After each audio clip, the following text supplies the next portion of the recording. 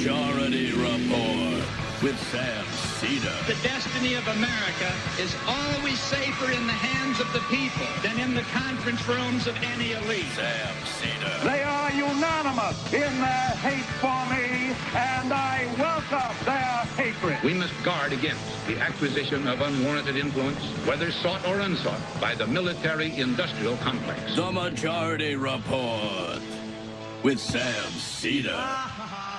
If I get the feeling you've been cheated.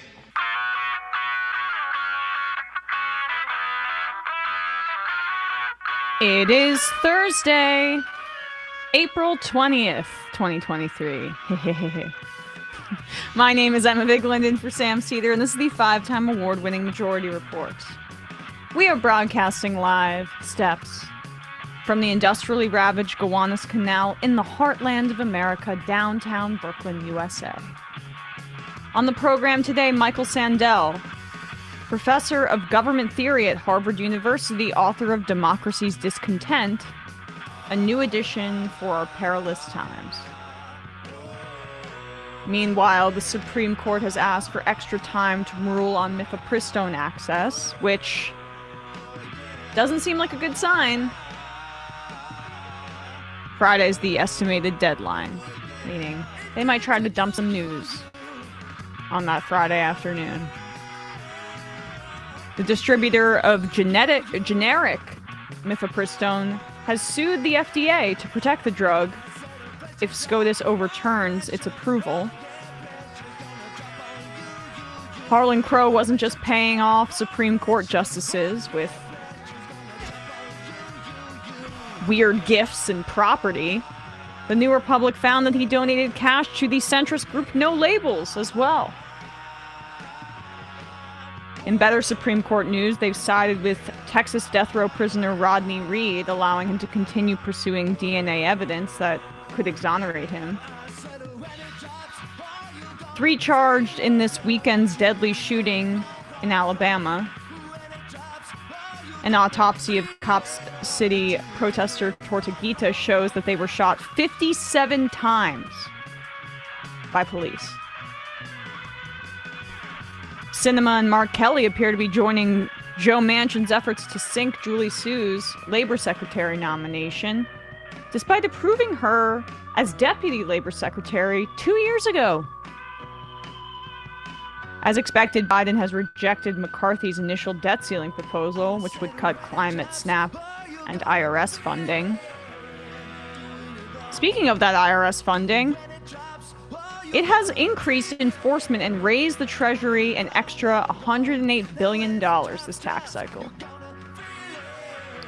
More members of Congress have been caught trading stocks amid March's bank failures, including New York Representative Dan Goldman, the guy that beat out Yulene New in my district, and the wife and kids of Ro Khanna.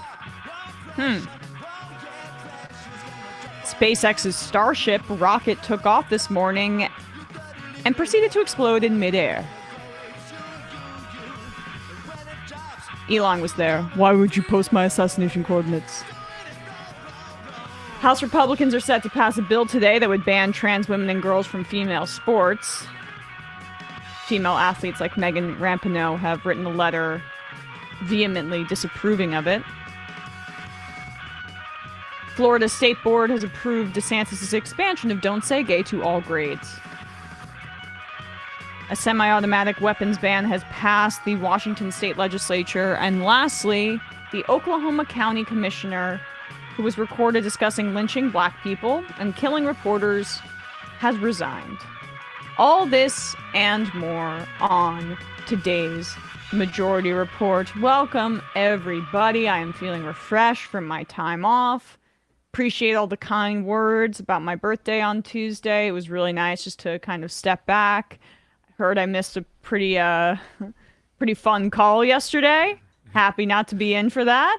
Fun is an interesting way of putting I mean, fun is not the right adjective. You're right. I could use some others. I haven't heard it yet, but I've heard descriptions of it to me. But yeah, freaking freak writes in, the real host is back in the saddle. Hell yeah. Hell yeah. No, but it's good to have Sam back.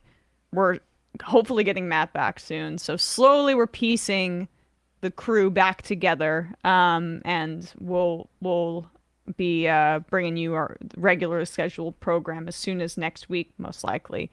But I mentioned this at the start of headlines. The Supreme Court has delayed its decision on the insane mifepristone case out of Texas, where a Trump-appointed judge essentially copy-pasted conspiracy theories from the plaintiffs about the efficacy and safety of mifepristone, which underwent extensive FDA testing multiple times over the average period for a drug of that nature, because it deals with abortion, and in this country there's a huge constituency that wants to limit abortion, as we know. It's safer than Tylenol. There's no questions about the efficacy and safety of mifepristone. And that is kind of the underbelly of why drug manufacturers are, through a lawsuit, saying to the FDA, you better not listen to this if they choose to limit the abortion pill, the Supreme Court does, because, hey, this is a one time where we're happy to have big pharma on our side here, because their profits are threatened by this. And if they were to limit this pill, the generic version of the drug would be undercut due to labeling practices as laid out by the FDA. So glad to have them on our side. I think that the drug manufacturers and their influence is why you hear people like Nancy Mace, who is a Republican, continuously kind of trying to pump the brakes on the Supreme Court and their out-of-control right-wing activism on this front. First in the Dobbs decision, and now potentially here if they choose to strike some sort of, quote, compromise position. Because, one, I mean, for Republicans, this is really bad electorally. We saw that their anti-trans panic did not hold water when voters were faced with fundamental rights for people who can get pregnant being taken away in this midterm election cycle. She probably feels under threat, Nancy Mace. And also the fact that Big Pharma's like, hey, you listen to us, Republican Party, and we don't like this at all. Here she is on C-SPAN reiterating her position that honestly, the Judge Kaczmarek decision should just be ignored. I oppose the decision. It was a hand-picked case with a hand-picked judge. And this is a drug. This drug, it's not just an abortion pill. It is a medication that is FDA approved. It's prescribed by doctors for women who are also suffering miscarriages, who want to avoid having to have surgery. It's also used in cancer treatments. It's used for rare diseases like Cushing's disease. And so there's a larger part of the story here. And the other side of it, too, is that this activist judge, unelected judge, made this decision, and it turned it into basically a federal ban at that point. But this unelected judge shouldn't be making decisions about FDA-approved medication that went through this process 23 years ago. But he used as the basis for his decision, at least in part, a law called the Comstock Act from 1800 something that was ruled unconstitutional by the U.S. Supreme Court in 1983. And so the basis for his ruling was entirely unconstitutional.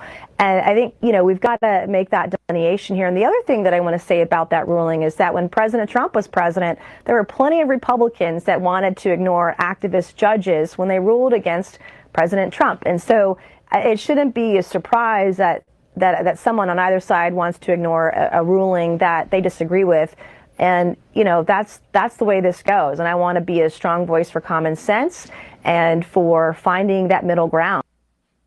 Well, the concern here about the middle ground approach, and everything there that Nancy Mace said is pretty irrefutable. I would not conflate people choosing to ignore decisions related to, or people in the Trump administration choosing to ignore judicial decisions with the culmination of a multi-decade right-wing, well-funded extremist effort on abortion, and ignoring that clearly unconstitutional ruling, because those two things are not the same.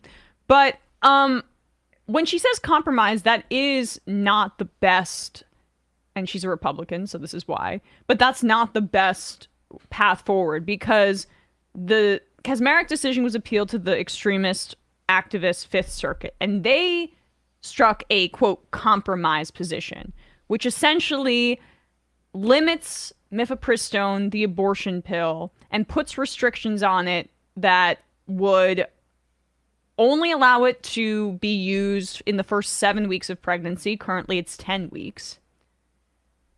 Going against, again, this well-documented FDA authorization that went through extensive questioning, and they landed on that week period through scientific research.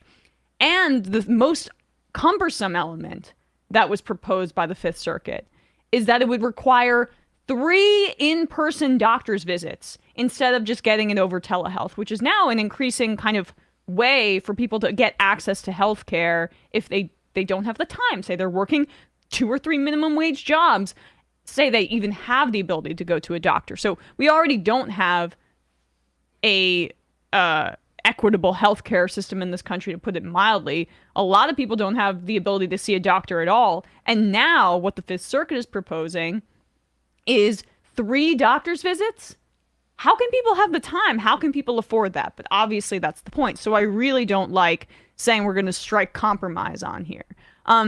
This is a preview of what the Supreme Court does want to do. They want to undercut the administrative state and say, well, you guys have made these independent determinations about the usage of mifepristone through scientific rigor. We actually don't give a crap about that, and we want to make the decisions for you.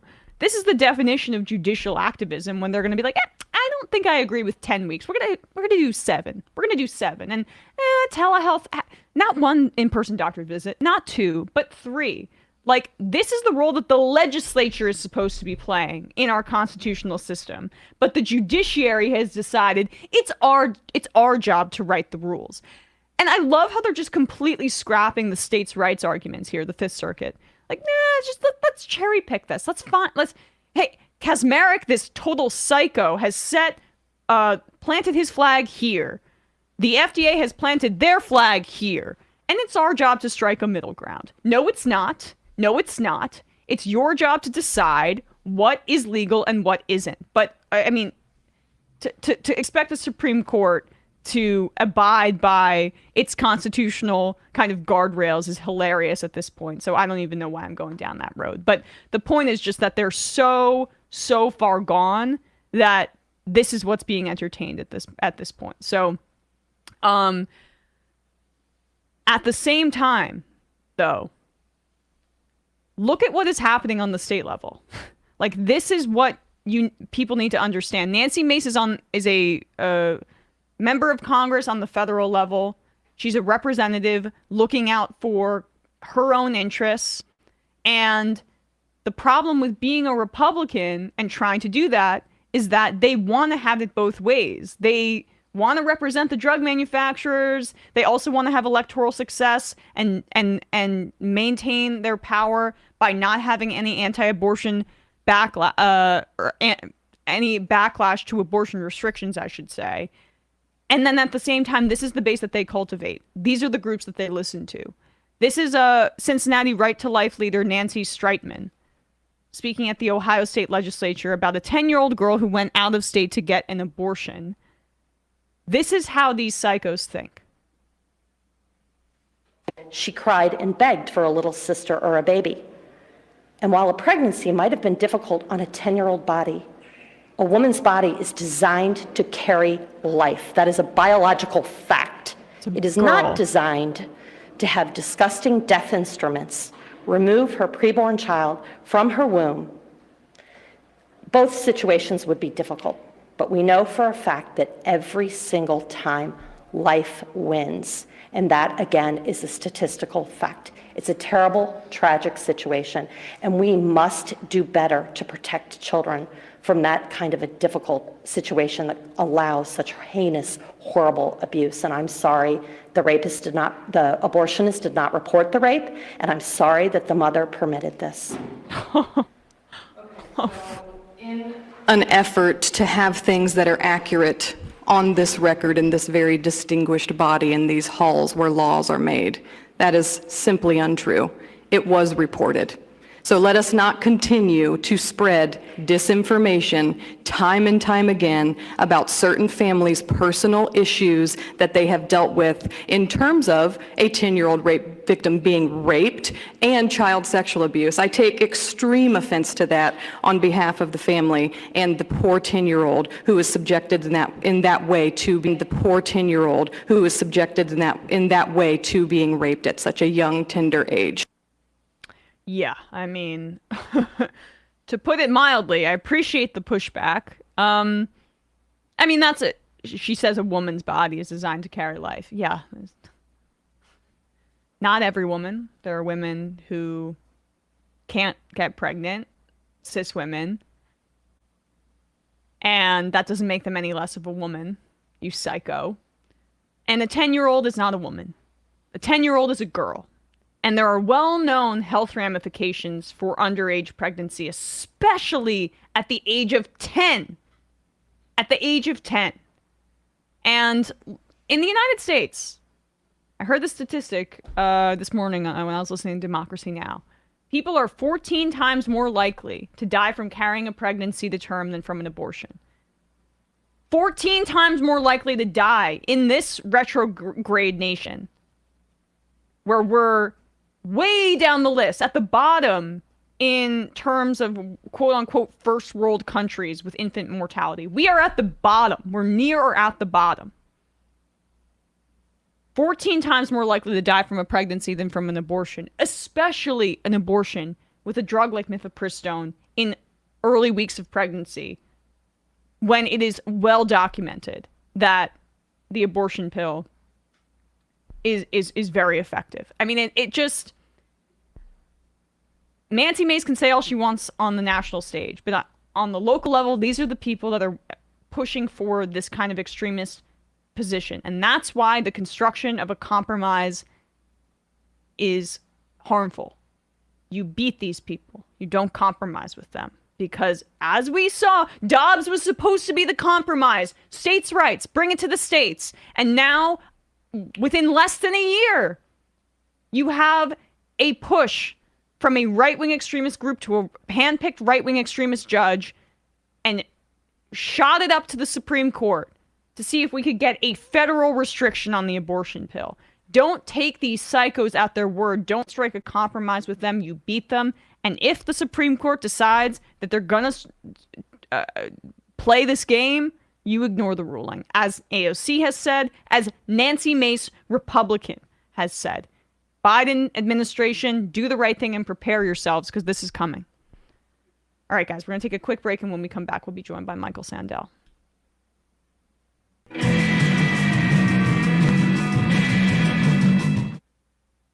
Hey, folks. This one of today's sponsor is a product that it came out of an experiment that I did when a buddy of mine gave me some cannabis seeds. And I planted them, and they grew into big plants, but I didn't sex them properly. Apparently, there's male and female cannabis plants. And when you don't sex them, what you get at the end of that process is a bunch of seeds. But my loss, your gain, because my buddy was like, we can sell these. These are great seeds. So if you go to Cedars Seeds, SEDERS seeds.com, you can purchase a packet, 6 seeds. Check your local regulations, see if you're allowed to do outdoor growing, your own growing. Some places you can, some places you can't. In New York you can. 6 plants, and check it out. If you use the coupon code SEEDS, You're not only going to get the special Majority Report 15% discount that we got running right now, you'll also get free shipping. So check it out, cedarsseeds.com. Oh, and use that. Use that. You can just put your phone right up that on that. Check it out. We are back. We are back now with Michael Sandel, professor of government theory at Harvard University, author of many well-received books, including Democracy's Discontent. And this updated version is Democracy's Discontent, a new edition for Our Perilous Times. It's an update to your landmark 1996 book. Michael, thank you so much for coming on today. It's good to be with you, Emma. So I'm sure you get this question basically in every interview that you do about this book. Like, why did you feel the need to update it? I mean, haven't politics been pretty quiet since 1996? Hardly. In 1996, things looked pretty good. Peace, prosperity, the apex of faith in the Washington Consensus, in the market-based globalization, in the deregulation of the financial industry. And everything seemed on the surface to be pretty good. But one of the main themes of the first edition back in 1996 was that just beneath the surface, there were discontents swirling about the democratic future. And in particular, the worry that citizens were feeling a sense that we didn't really have much voice in how we were governed, and the moral fabric of community was unraveling, and the market-based individualist ethic that seemed to animate our politics would not sustain us for long. And I worried that the moral void in our public discourse would open the way to hyper-nationalism and fundamentalism, voices calling to take back our culture, Emma. That was my worry back in the mid-1990s. Well, that's aged very well. I mean, what is that like to have some of your kind of most well-documented predictions on this front kind of come to pass and watch that train wreck in slow motion? I mean, it's not just the United States. That consensus of neoliberalism and globalization that you describe is also foundational in what we saw in Brexit. It's foundational in what we're seeing in the rise of autocrats on the right, like Viktor Orban, like Jair Bolsonaro in Brazil, and elsewhere. I mean, you could even say Narendra Modi in India. Like, yes. Even from a global perspective, too, were you surprised at how the scope of a kind of rapid disintegration in faith and democracy and communitarian politics, how global that was? Well, I can't say that I predicted the global backlash against the neoliberal version of globalization. And seeing it come to pass, it's a mixed blessing. I mean, it's one thing to feel that one's concerns have been borne out by events, but those events are pretty dangerous and frightening for the future of democracy and the prospect of self-government. But you're right, Emma, it has been a global backlash. The heady self-confidence of those years, I think, had at first kind of comeuppance with the financial crisis of 2008, when the whole project put forward with great confidence and even smugness by governing elites and by mainstream economists who were advising those elites, that came crashing down with the financial crisis of 2008. But what the same governing elites and their economists brought us was not a fundamental rethinking of the role of finance in a democratic society. Instead, they put the system back together again. And while they instituted some protections to try to prevent another systemic meltdown, and certain protections for consumers of financial products. We did not have a fundamental debate about the role and reach of markets in a democratic society or about the role of finance.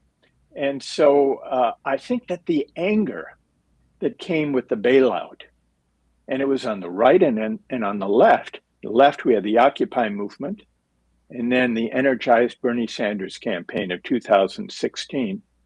And on the right, the Tea Party movement, ultimately the election of Donald Trump.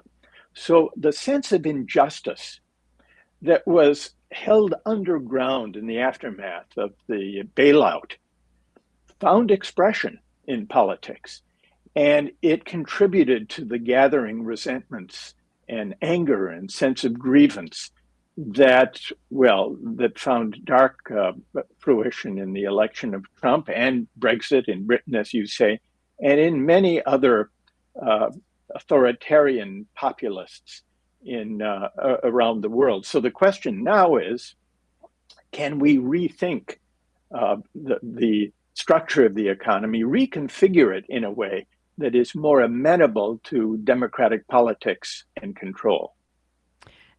It struck me when, researching your book for today, how you talk about this concept of meritocratic hubris among elites, and how it really is striking how Trump and the Republican Party were able to really pivot quite quickly and target credentialism as a way to make it seem as if they're going after elites. As Ted Cruz talks about Harvard elites, and he went to Princeton and Yale, right? And like same DeSantis went to Yale. It's so, but their messaging is kind of what really matters on that way. And then it also is a way for them to go after doctors and scientists. So it has the trappings of populism, but none of the teeth of it.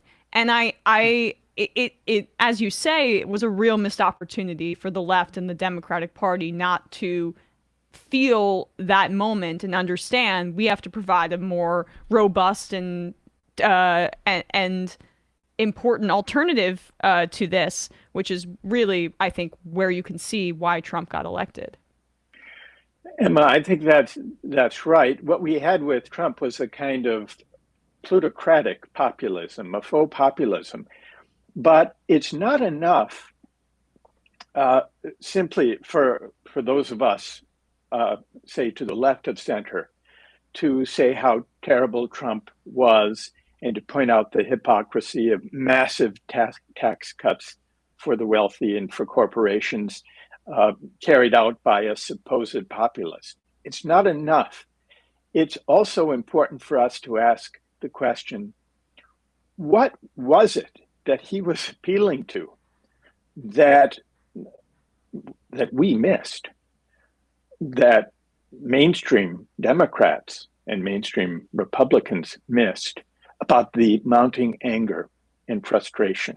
And this goes to what you were saying a moment ago about credentialism, because part of went along with the widening inequalities brought about by neoliberal globalization were changing attitudes towards success. Those who landed on top during the past 4 decades came to believe that their success was their own doing, the measure of their merit, and that they therefore deserved the full measure of the bounty the market bestowed upon them. And by implication, that those who struggled must deserve their fate as well. This is the meritocratic hubris, the kind of credentialist prejudice that made many working people feel that elites were looking down on them. And just as you point out, there are people who've been educated at elite institutions who are trying to articulate that same message, the one put forward by Trump. But until we until we have a kind of more genuine populism that addresses the structure of the economy and the dignity of work, I think that the that the suspicion of many working people against credentialed meritocratic elites and professionals and experts will persist. There's also the fact that along with neoliberal globalization and a kind of credentialist meritocracy came a technocratic view of politics, the idea that we're beyond ideology now, that it's for experts to determine the shape of the economy, the deregulation of finance, the trade agreements that outsource jobs to low-wage countries. These were all promoted in the name of expertise, the expertise of economists. And I think that the anger and resentment against those arrangements and against the widening inequalities they produced led to a deep suspicion of experts and expertise. And we saw the bitter fruits of that during the pandemic, when the suspicion of expertise extended beyond the economists who had brought us into this fix to public health figures and Dr. Fauci and those public health experts who were trying to give advice on how to deal with the pandemic. Yeah, I would say that there's also the kind of secondary effects of that are that people then feel empowered by being their own experts and doing their own research. It's like this democratization of credentialism through online discourse, where I've always said that, conspiracy theories of like anti-vax stuff are a way for people to feel empowered over their healthcare and over their kind of place in society that values that kind of credentialism, or seems to do so, in terms of where they are at in the economic ladder. And it feeds this insatiable kind of desire to not feel so alienated from our politics and our society.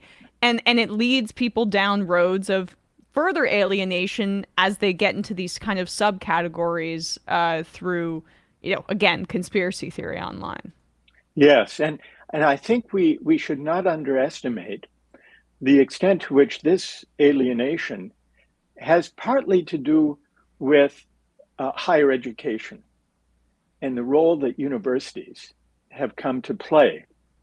Not only did they produce the experts who gave us, with great confidence, the version of market-driven, finance-driven globalization that led to the widening inequalities, but as working people faced stagnant wages in real terms for 4 decades in the outsourcing of jobs, the mainstream politicians, center right and center left, offered the following solution. You remember what they said? If you want to compete and win in the global economy, go to university, get a college degree. What you earn will depend on what you learn. You can make it if you try. This is what I call the rhetoric of rising. But there was an insult implicit in that rhetoric. The insult was this: if you're struggling in the new economy and you don't have a college degree, your failure must be your fault. That's the implication. We told you to better yourself, to go to college so that you too could compete in the economy that we designed. But the problem is, most people don't have a 4-year college degree. Most Americans don't. Nearly over 60% do not. So it was folly to create an economy that set as a necessary condition for dignified work and a decent life a college degree that most people don't have. So this is one of the ways in which those mainstream politicians created the resentment and also the backlash, not only against elites, but against universities, who have now become a target for many on the right. And I think it's because of the role of universities and the promise that a college education would be your way of contending with the inequality we created that has led to a lot of that anger. Yeah, and then that same party kind of, and frankly, the Democrats are not good on this either, have have not created any kind of bridge to make education, higher education, more accessible to people. I mean, right now the student loan cancellation's tied up in court, but should have canceled all of it. I mean, and then that's, I guess, on the back end. But still, you look at some of what the cost of what paying for college would be, and it's peanuts compared to what the federal government pays for in terms of a free college program on military increases on a yearly basis. So that's a bit of an aside. But but could I pick up on Sure, that aside, sure. which is important, Emma, which Yeah. is we also have to pay attention to the full range of educational opportunities that we as a country are supporting. An economist at Brookings compared the amount we spend helping people go to four-year colleges with the amount we spend on supporting community colleges and technical and vocational training centers. And she found that we spend, this was a few years ago, 164 billion helping students go to college. That's a good thing. But only 1.1 billion on community colleges and vocational and technical training. This is a vast disproportion, which really reflects the neglect of the educational institutions where most of our fellow citizens prepare themselves for the world of work and, for that matter, of citizenship. So this neglect reflects a kind of credentialist prejudice that is deeply at odds with the dignity of work, which I think should be the focus of progressive politics. Focus less on arming people for meritocratic competition and focus more on the dignity of work, making life better for people who contribute through the work they do and the communities they serve to the common good, whether or not they have a four-year degree. Yes. And again, just to add, the purchasing power of a four-year degree is also going down as well. And so it's a bunch of compounding factors. I want to return to what you were saying a little bit before, or I guess it's connected, but you you differentiate between two forms of liberalism in your book. There's procedural liberalism and egalitarian liberalism, which I think is the kind of the mainstream consensus of what they think a liberal is or what liberalism is. To take our audience through that kind of differentiation, if you don't mind. Yes, it's really a contrast, Emma, between two different ideas of freedom. Freedom is a central American value. And we hear a lot about freedom these days, especially by Republican candidates who say Democrats are against freedom. So there is a kind of debate about freedom, but what this debate misses are two conceptions of freedom that I discuss in Democracy's Discontent. There's a purely individualist idea of freedom, even you might call it a consumerist idea of freedom, that says I'm free insofar as I can get what I want, satisfy my desires, consumer welfare. But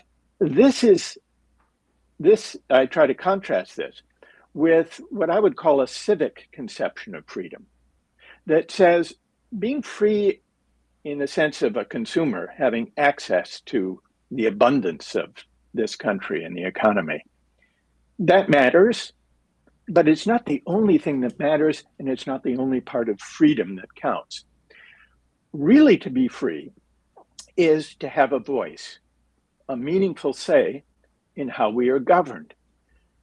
The civic conception of freedom I describe in the book is the ability to deliberate with fellow citizens about the meaning of a just society and the purposes and ends that we should pursue. And it's that civic conception of freedom, I argue in the book, that's been crowded out by the purely market-based, individualist, consumerist idea of freedom. So really, Democracy's Discontent, I think to address Democracy's Discontent, we need to revive and reconnect in our politics with the civic tradition, the civic conception of freedom, which means we have to ask what economic arrangements are compatible with self-government and with democracy, which leads to questions about the role of antitrust, reining in big business, including the tech companies, and giving people a meaningful say as citizens, not only as consumers, in how our collective life will be determined. It's so well said, and it really is, I would say, I was born in the 90s. I think since the 90s on, the conception of one's citizenship in the United States, even in protest, is so connected to one's consumer choices that, the civic flexing of one's citizenry in like the mid 20th century in protest and in action is so radically different than what my generation perceives of its ability to use its power in the US in the 21st century, which is so based on consumption that I feel like there needs to be some sort of renaissance where millennials and the younger generation understands how to be civic participants, even if we're so atomized and even if our economic system feels so many layers separated from our practical day-to-day realities. Yes, and it's not easy to lean against the forces and the habits of consumerism as exhausting our conception of what it means to be free, which raises the question, well, how might we begin to do that? I think we see, and I try to show in the book, how in moments in our past, there have been powerful social movements that involved genuine political debate about big questions in a way that gathered people together. The civil rights movement in the 50s and 60s is one example. The movement, the anti-Vietnam War protest movement was another. More recently, the Black Lives Matter movement that gained momentum in the aftermath of the George Floyd killing. These are glimmers of a civic ambition. All involve conflict, all involve struggles for justice, and all involve political debate and argument. So the civic conception of freedom is compatible with disagreement, with pluralism, with challenging existing arrangements. But in these moments, I think we're recalled to an older civic tradition of freedom. And then there are other institutions within civil society we could debate and consider as ways of shifting our civic education away from a purely consumerist orientation. Some have proposed, and I have sympathy for it, but I'd be interested to know, Emma, what you think, some kind of universal national service program might like be in a Scandinavia, right? Well, right. What do you think? Would you be sympathetic? I would be, as long as it's, I'm on the left. I would love for it to be civil service that's not a funnel into, say, the military, for example. I have my fears about that, but right. That's honestly, my grandfather was a socialist, and that's what he would tell me when I was a kid, that was so much better because my grandma was from Finland, how over there they would require civil service, and that would bring people a better conception of citizenry. And I've always been sympathetic to that kind of idea. Right. And it could be broadened beyond military service to include other forms of service, whether in providing forms of care, the healthcare industry, education, the building of infrastructure. There are lots of things we need. We need more public investment in general, both in fiscal terms, but also I think in human terms, and in ways that elicit participation, but also, and this is as important as the projects themselves, that bring people from different backgrounds, different class backgrounds, different ethnic and racial and religious backgrounds into shared experiences, common projects.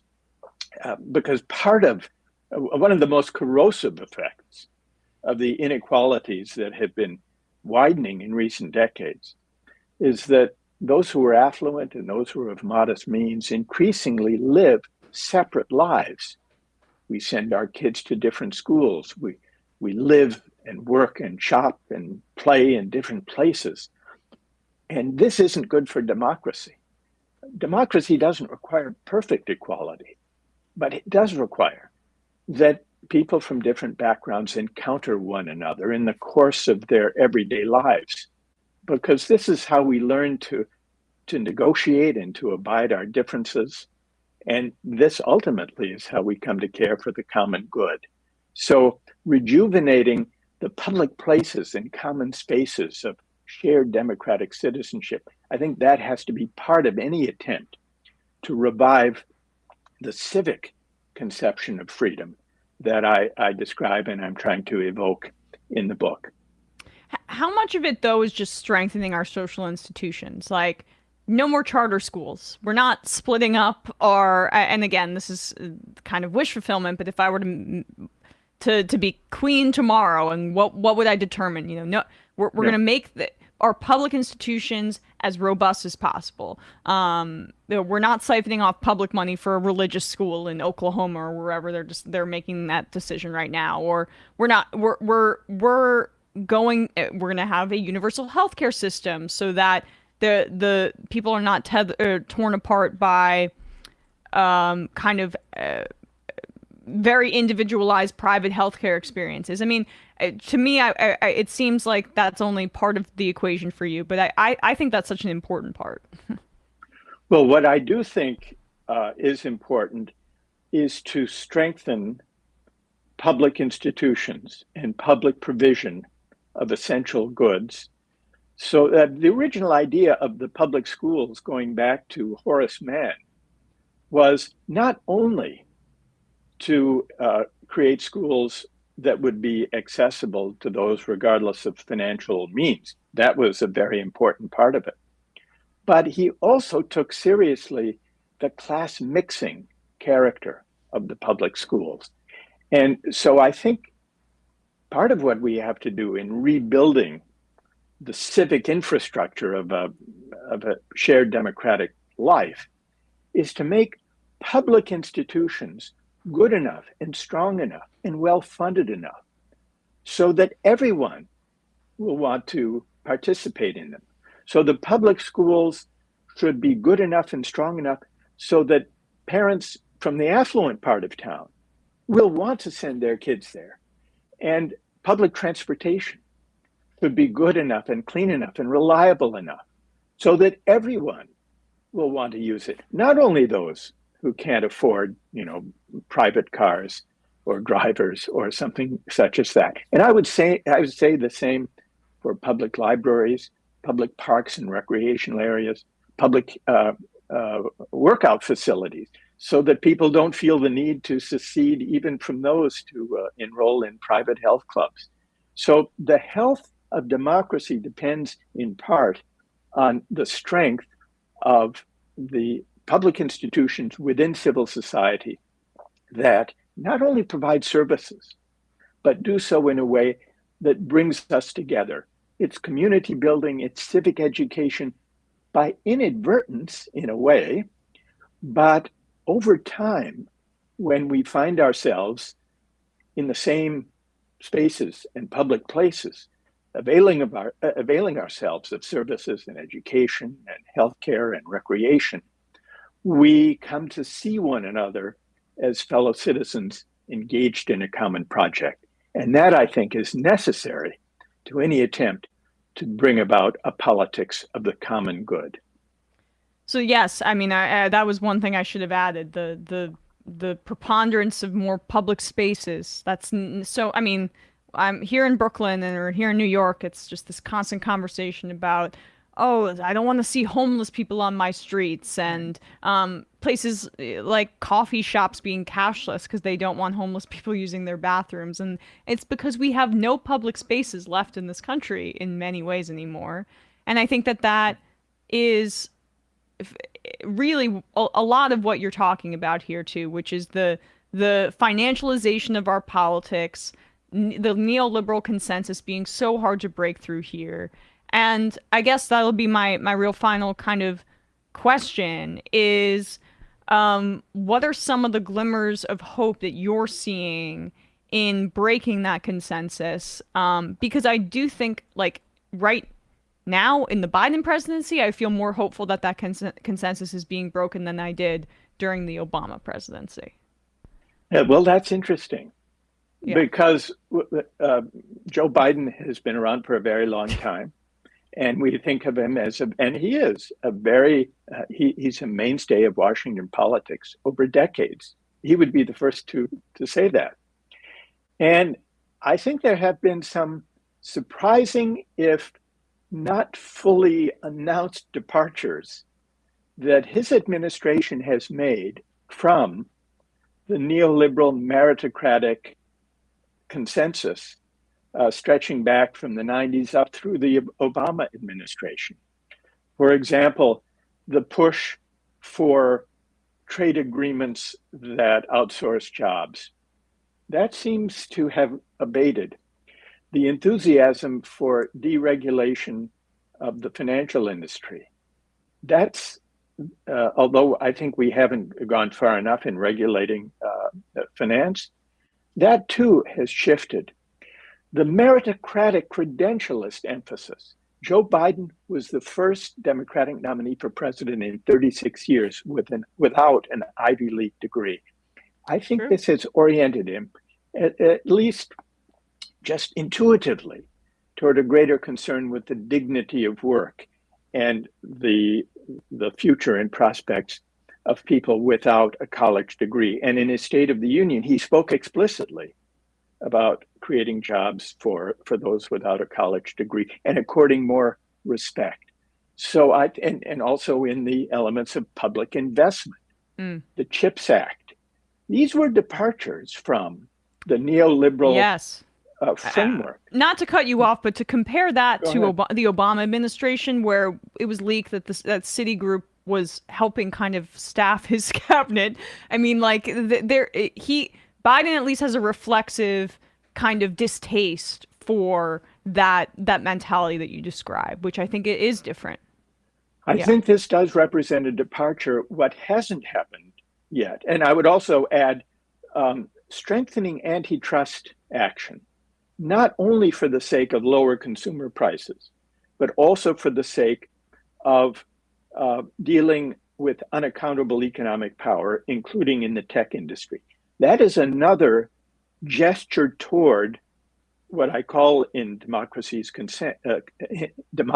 discontent, the political economy of citizenship. It's a reach back to that older civic tradition of antitrust. And we've seen that too in the Biden administration. What's missing is a full articulation of a new governing public philosophy that acknowledges the failure of the neoliberal market-driven version of globalization, that economic orthodoxy, that acknowledges that the Democratic Party, as well as the Republican Party, was responsible for that and for the widening inequalities it produced, including inequalities of esteem and respect, and a clear public philosophy that aims at a politics of the common good, that aims at the dignity of work, that aims at rebuilding the civic infrastructure, as we've been discussing, of a shared democratic life. We need, I think, the kind of political leadership that could articulate the new directions that are implicit, and I think you're right to identify them, implicit in some of the departures from that economic market-driven orthodoxy that we saw prior to the Biden administration. And in a way, one of my reasons for writing this updated version of Democracy's Discontent, a new edition for Our Perilous Times, is to try to contribute to the articulation of a new progressive governing philosophy that can recall us to this older, but more inspiring, I think, civic understanding of freedom and of citizenship. Well, Michael Sandel, the book is Democracy's Discontent, a new edition for Our Perilous Times. It was written in 1996, or came out then, and it's now like just as relevant, and you've updated it. So really appreciate your time today, Michael. Thank you so much. Thank you, Emma. Thanks very much. Sure, and we'll put a link to the book in the description for the podcast and on our website and everything. So appreciate it. Thanks so. Thank you. All right, folks, with that, we are going to wrap up the first hour of this program. Just one guest today, which is kind of a rarity for me these days. I'm always trying to stuff everybody in that I want to hear from, because there's just so many smart people out there. But great stuff from Michael. We're going to let Brandon and Binder in a second. But first, just want to say, please support the show if you can. If you have the ability to become a member, we really rely on your support more than anything. Join themajorityreport.com. We're an independent show. We're a small operation. And without you guys, we would not be able to do what we do. And just, we appreciate you so much. So join themajorityreport.com if you'd like, and then you can send us an IM. I know, maybe they'll get read on air. Ooh. Some of the many perks of being a member, in addition to just supporting us. And on ESPN this week, Bradley and I gave our preview of the NHL playoffs. Some of that is going to crap. Although, honestly, the fact that I was right about the Winnipeg Jets. I said that they would be a pain in the butt for the Knights, and that's happening right now. I mean, the Kraken even upset the Avalanche, too. So... although the Islanders just looks like they don't have a snowball's chance in hell against the Carolina Hurricanes. But and that insane deflected goal was so upsetting. So upsetting. I mean, poor Islanders fans. I think I hate Islanders fans the most just because I know most of them, and they have real little brother syndrome with the Rangers, and for sure. I get into real deep arguments with Islanders fans. But either way, really fun, and it starts the NHL playoffs. We also gave our breakdown of the NBA playoff games so far. We're forgetting about Game 2 for the Knicks. YouTube.com/ESPN show. Keep watching us throughout the playoffs. We'll be covering the NBA and the NHL. And then next week, we're also going to be doing some NFL draft stuff, because that is a week from today. So YouTube.com/ESPN show. Let's bring Brandon in. We're still waiting on Binder, but that's my fault, because I didn't let them know that they had to come in early, but here we go. We have Brandon Sutton, but check out Left Reckoning. Don't have the full plug for that, but Bradley is setting up. Oh yes. So shot. We got Brandon here. There he is. Whoa. Hey, Brandon. Can you hear us? You're on mute, buddy. I am on mute. Hello. Can you hear me? I can, but I don't think it's coming through the mic. Hold on one second. I think it was very ambient. I'll bring him back in once he gets it in. Okay. But yeah. Sorry. On Left Reckoning, friend of the show, Cole Stangler, came on to join Matt and David to talk about what was going on with the pension protests in France and how effective they've been, and why, in Cole's estimation, he thinks Macron is going forward with this type of policy and legislation. So we've had some great, we've had some great conversations with Cole over the last year, I'd say, on MR. So great to see him on Left Reckoning as well. YouTube.com/Left Reckoning and Patreon.com/Left Reckoning to access the post game. All right. Well, we'll just head into the fun half, and we'll fix Brandon's audio and then let Binder in. Check out Doomed. Check out Scam Economy. Check out The Discourse. 646-257-3920. See you in the fun half. You are in for it. All right, folks. 646-257-3920. See you in the fun half. Are you ready?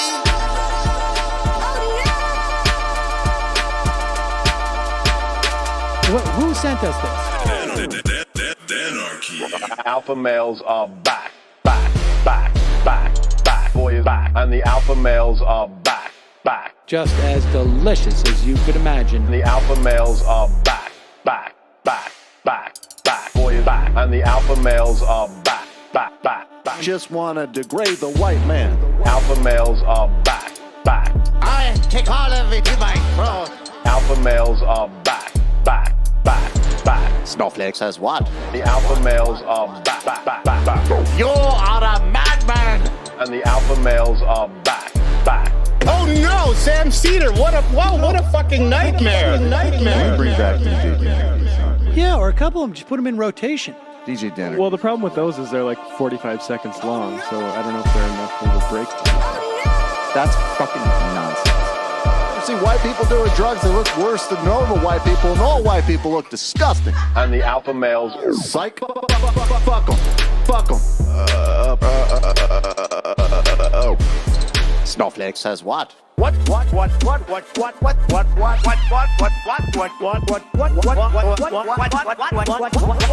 Snowflake says what? A hell of a lot of bank. A hell of a lot of bank. A hell of a lot of bank. Okay, I'm making stupid money. Hell of a lot of bank. A hell of a lot of bank.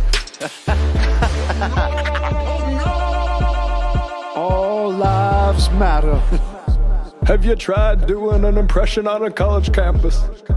I think that there's no reason why reasonable people across the divide can't all agree with this.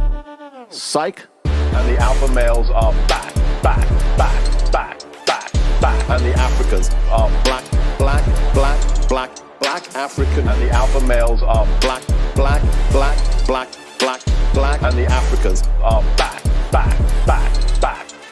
When you see Donald Trump out there, doesn't a little part of you think that America deserves to be taken over by jihadists? Keeping it 100. Can't knock the hustle. Come on! Fuck them. Fuck them. Things I do for the bigger game plan. By the way, it's my birthday. Happy birthday to me, Jew boy. I have a thought experiment for you. And the alpha males are back, back. Africans are black, black. Alpha males are black, black. Africans are back, back. Come on. Come on. Come on. Someone needs to pay the price for blasphemy around here. I am a total pussy.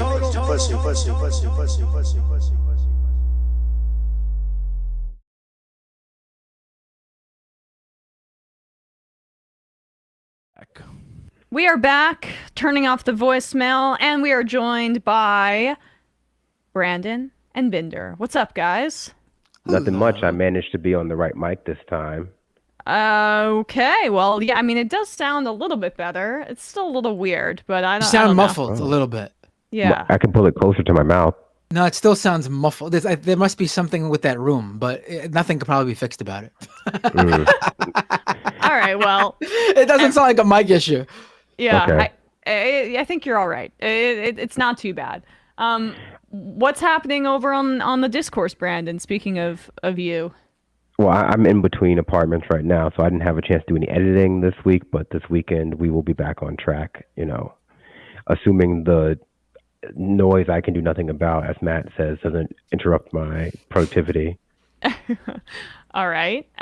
Sounds good. And Matt with the haircut also found the time to do 2 episodes of his 2 shows, yes? No, just one this week. Okay, sorry.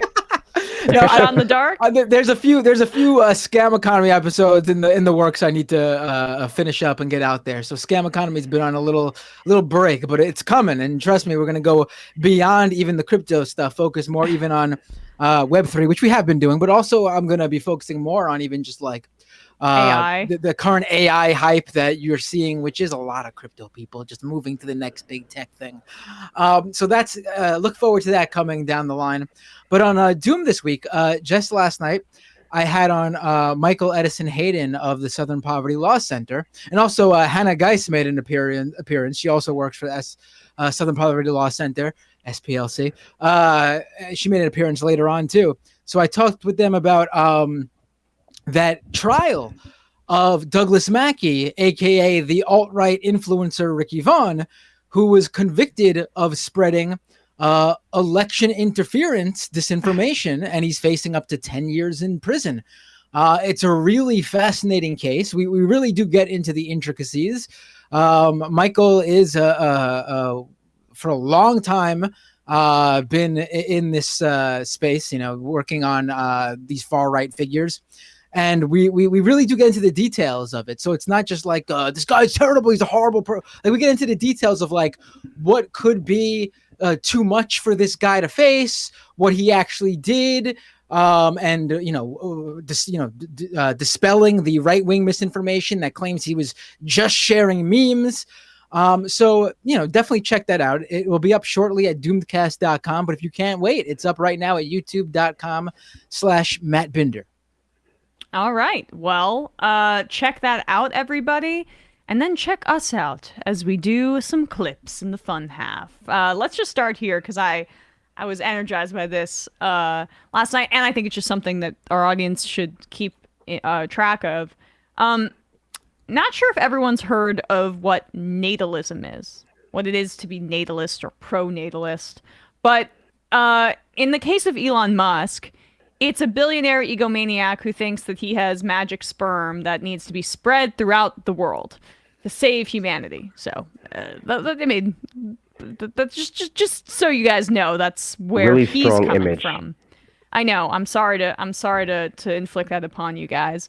But the reason that Tucker Carlson is asking questions about this is a whole different thing entirely. Now, a little pop-up. But natalism is it's just a step away really from eugenics, especially when it's coming out of the mouths of right-wingers. They're really focused on birth rates.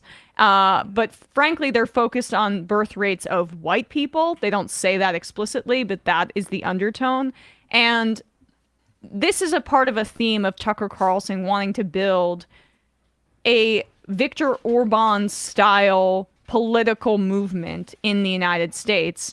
And Elon Musk's weird fixation with having as many kids as possible in order to save the planet, is just a convenient vehicle for that. So here we go. Stupid, dumb people talking to each other on Fox News, Tucker Carlson's interview with Elon Musk. Yes. And I think we just want to make sure that we have civilization go onward and upward. And that's, for example, why I'm concerned about decreasing birth rates and the fact that, for example, Japan had twice as many deaths last year as births. So that's they're a leading indicator. Can I say, and you've written and talked a lot about this, but can I just ask you to pause just for a parenthetical note? Why is that? I mean, the urge to have sex and to procreate is, after breathing and eating, the most basic urge. Yeah. How has it been subverted? Well, it's just in the past we could rely upon simple limbic system rewards in order to procreate. But once you have birth control and abortions and whatnot, now you can still satisfy the limbic instinct but not procreate. So we haven't yet evolved to deal with that, because this is all fairly recent, the last 50 years or so. Oh, it has? For birth control. So I'm sort of worried that, hey, civilization, if we don't make enough people to at least sustain our numbers, perhaps increase a little bit, then civilization is going to crumble. There's the old question of will civilization end with a bang or a whimper? Well, it's currently trying to end with a whimper in adult diapers. Yes. Which is depressing as hell. Yes. All right, so there's a lot there. When he says civilization, that's a pretty good indication of what they're talking about here, which is white people. Pair that with when you hear people speak about the out-of-control birth rates in Africa, for example. These are the same kind of people that are concerned about birth rates in the United States or in their home country. And they'll also be the same people that are very nationalist, anti-immigrant, and want there to be no immigration, so no new kinds of babies coming in, but our babies need to be procreated. And this is just Viktor Orban politics. There was this great write-up in Mother Jones that it was written by Abby Vasulis, and I'll borrow from her a little bit for some of this context. But Orban in Hungary is, yes, he's a nationalist, he's anti-migrant, he's literally built a wall in Hungary, trying to borrow from kind of the U.S. context on that front. He's banned LGBTQ teachings in school, borrowing from the DeSantis. Like, this is all kind of connected. Has been restricting gay adoption. So he's anti-gay, anti-migrant, very right-wing. And also, not so coincidentally, has been at the head of demonizing George Soros, who's a Hungarian native, with not so subtle anti-Semitic undertones. So Tucker Carlson loves the Viktor Orban politics. He did a documentary about him. He highlighted some of these things that Orban is doing in Hungary, including his claims that George Soros is trying to weaken Hungary by funding refugees and migrants coming into the border, which sounds very familiar. But at the heart of Tucker's praise of Orban is the natalism, the fact that he's not a free market fundamentalist in the way that, say, traditional American conservatives are. Like, the Hungarian government is right now subsidizing IVF clinics, but only for straight people. Lesbians, gay people can't, people who can get pregnant who may be non-binary or trans, excluded from these tens of thousands of dollars in essentially tax subsidies for IVF if you need help getting pregnant. He also is providing parental leave for mothers for years, but only days for fathers, and also these tax credits so young women will leave the workforce, essentially. Like, these are all heterosexual focused, normative, patriarchal incentives done by the government, which really is a lot more in line with Tucker Carlson's politics in terms of what he's trying to promote right now. That's why he was getting praise for saying that he would ban automated trucks in order to save jobs in this country. He's not in that way like gonna allow big business to determine his politics if it gets in the way of his project of white supremacy, essentially. And so that's really at the core of what I want to explore here, and why I don't think this is just like a throwaway weird thing from this interview. This is something that right-wingers are already starting to adopt. There was a copycat bill in Texas. An Orban-linked think tank is in the midst of this battle in Tennessee, funding right-wingers there. So just really something to monitor closely, in my opinion. Go ahead, guys. No, I think you hit the nail on the head there. I mean, we constantly, we know Tucker. He's basically using this because he knows this whole interview actually is a great example of Tucker Carlson leading and literally getting Elon Musk to say exactly what he wants, really. I mean, he just plays up to Elon Musk the entire interview, no matter what the topic, about what a genius Elon is. And then he asks him a question and sort of gets Elon to say what Tucker would want, but it's coming from Elon Musk. So a genius has said it this time. It's just not some Fox News host who's saying it. It's Elon Musk, the rocket scientist, the electric car maker. Never mind the other stuff.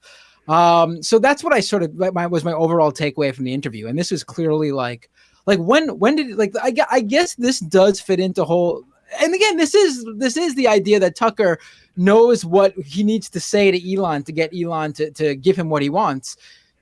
Elon's always been all about how all of his projects, everything he does is to save the consciousness of humanity.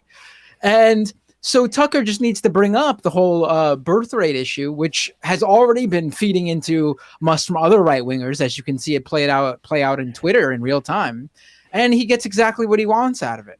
I think you explained exactly what that is, Emma, but it's not surprising. I mean, honestly, I don't see how anyone can watch this interview.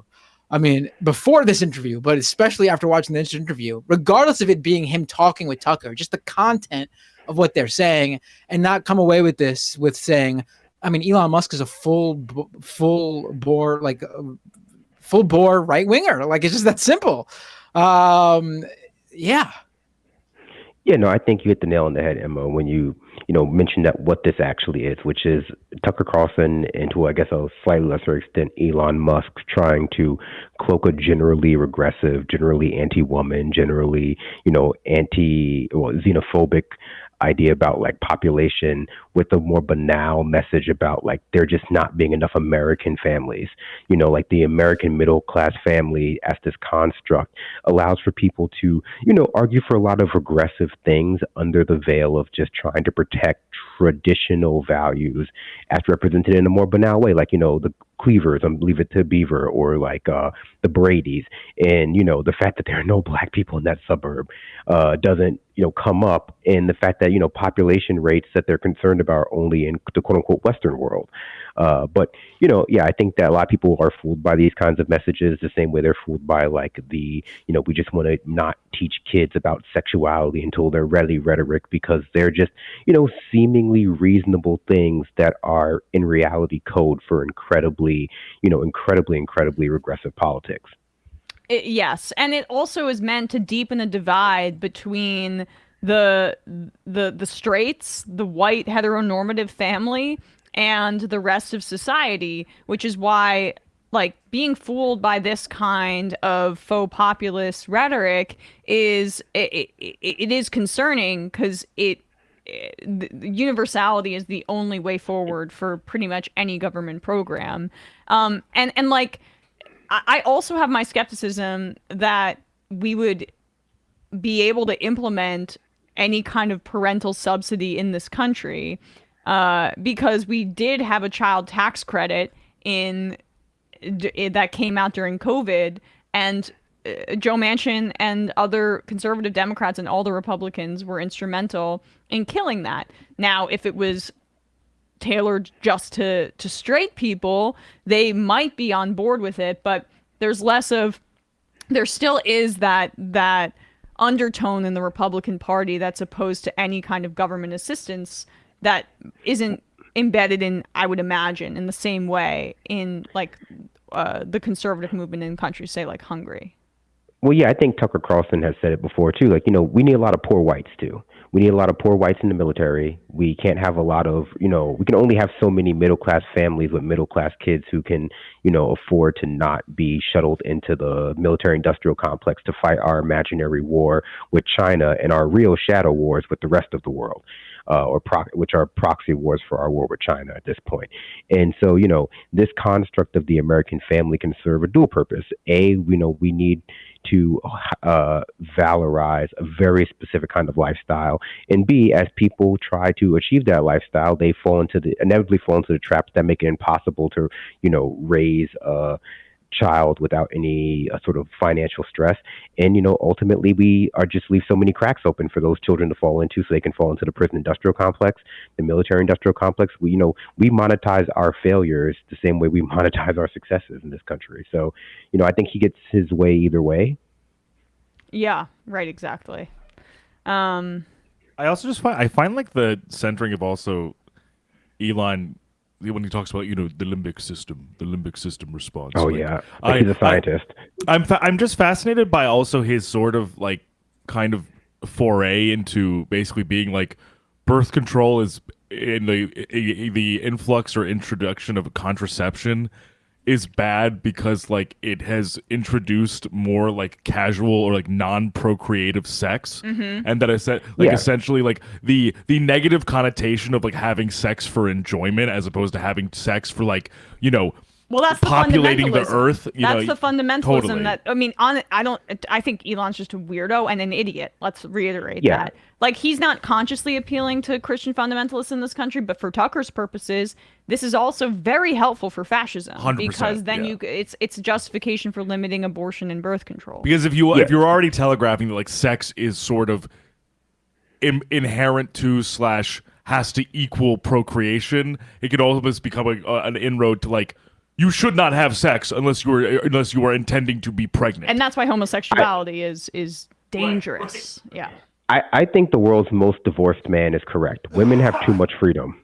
Yeah. And then that's the lesson we've learned here, because despite him, giving it the thin veneer of like women's natural cycles are being interrupted by too much outside estrogen, this is just another, right winger complaining about women's liberation, women's sexual liberation. This is his way of complaining that women have too many options in the marketplace of, intimacy, I guess, if you want to call it that, commodify it that way. And, obviously he's not doing very well in that marketplace, despite the fact that he's the world's richest man. And so I can see why he feels like women being freer is an assault on, certainly his freedom, but ultimately they've complained about this since the 70s, 80s, for as long as women have been like trying to achieve the ability to not be shackled to their husband, the husbands have been going, well, actually, that's where they belong. That's how we create a strong America. Yes, women should only be vessels for my space travel sperm, which is superior to the other white. How would other we people. populate Mars? Yeah. Elon, of course, wants civilization not to end with a whimper. He'd like to end with a bang. With me banging with somebody for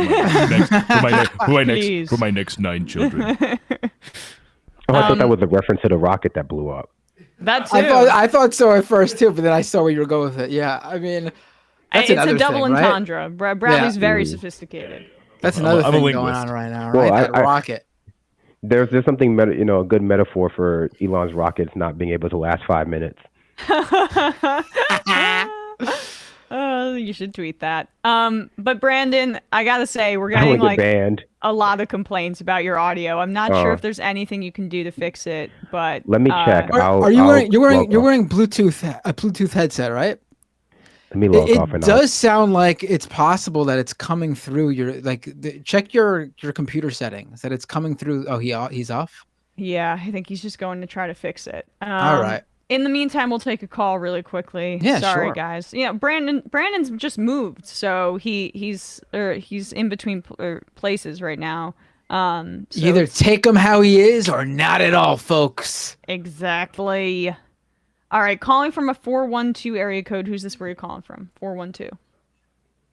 Hi, this is Nick. Nick from where? Nick from Pittsburgh. Nick from Pittsburgh. What's on your mind?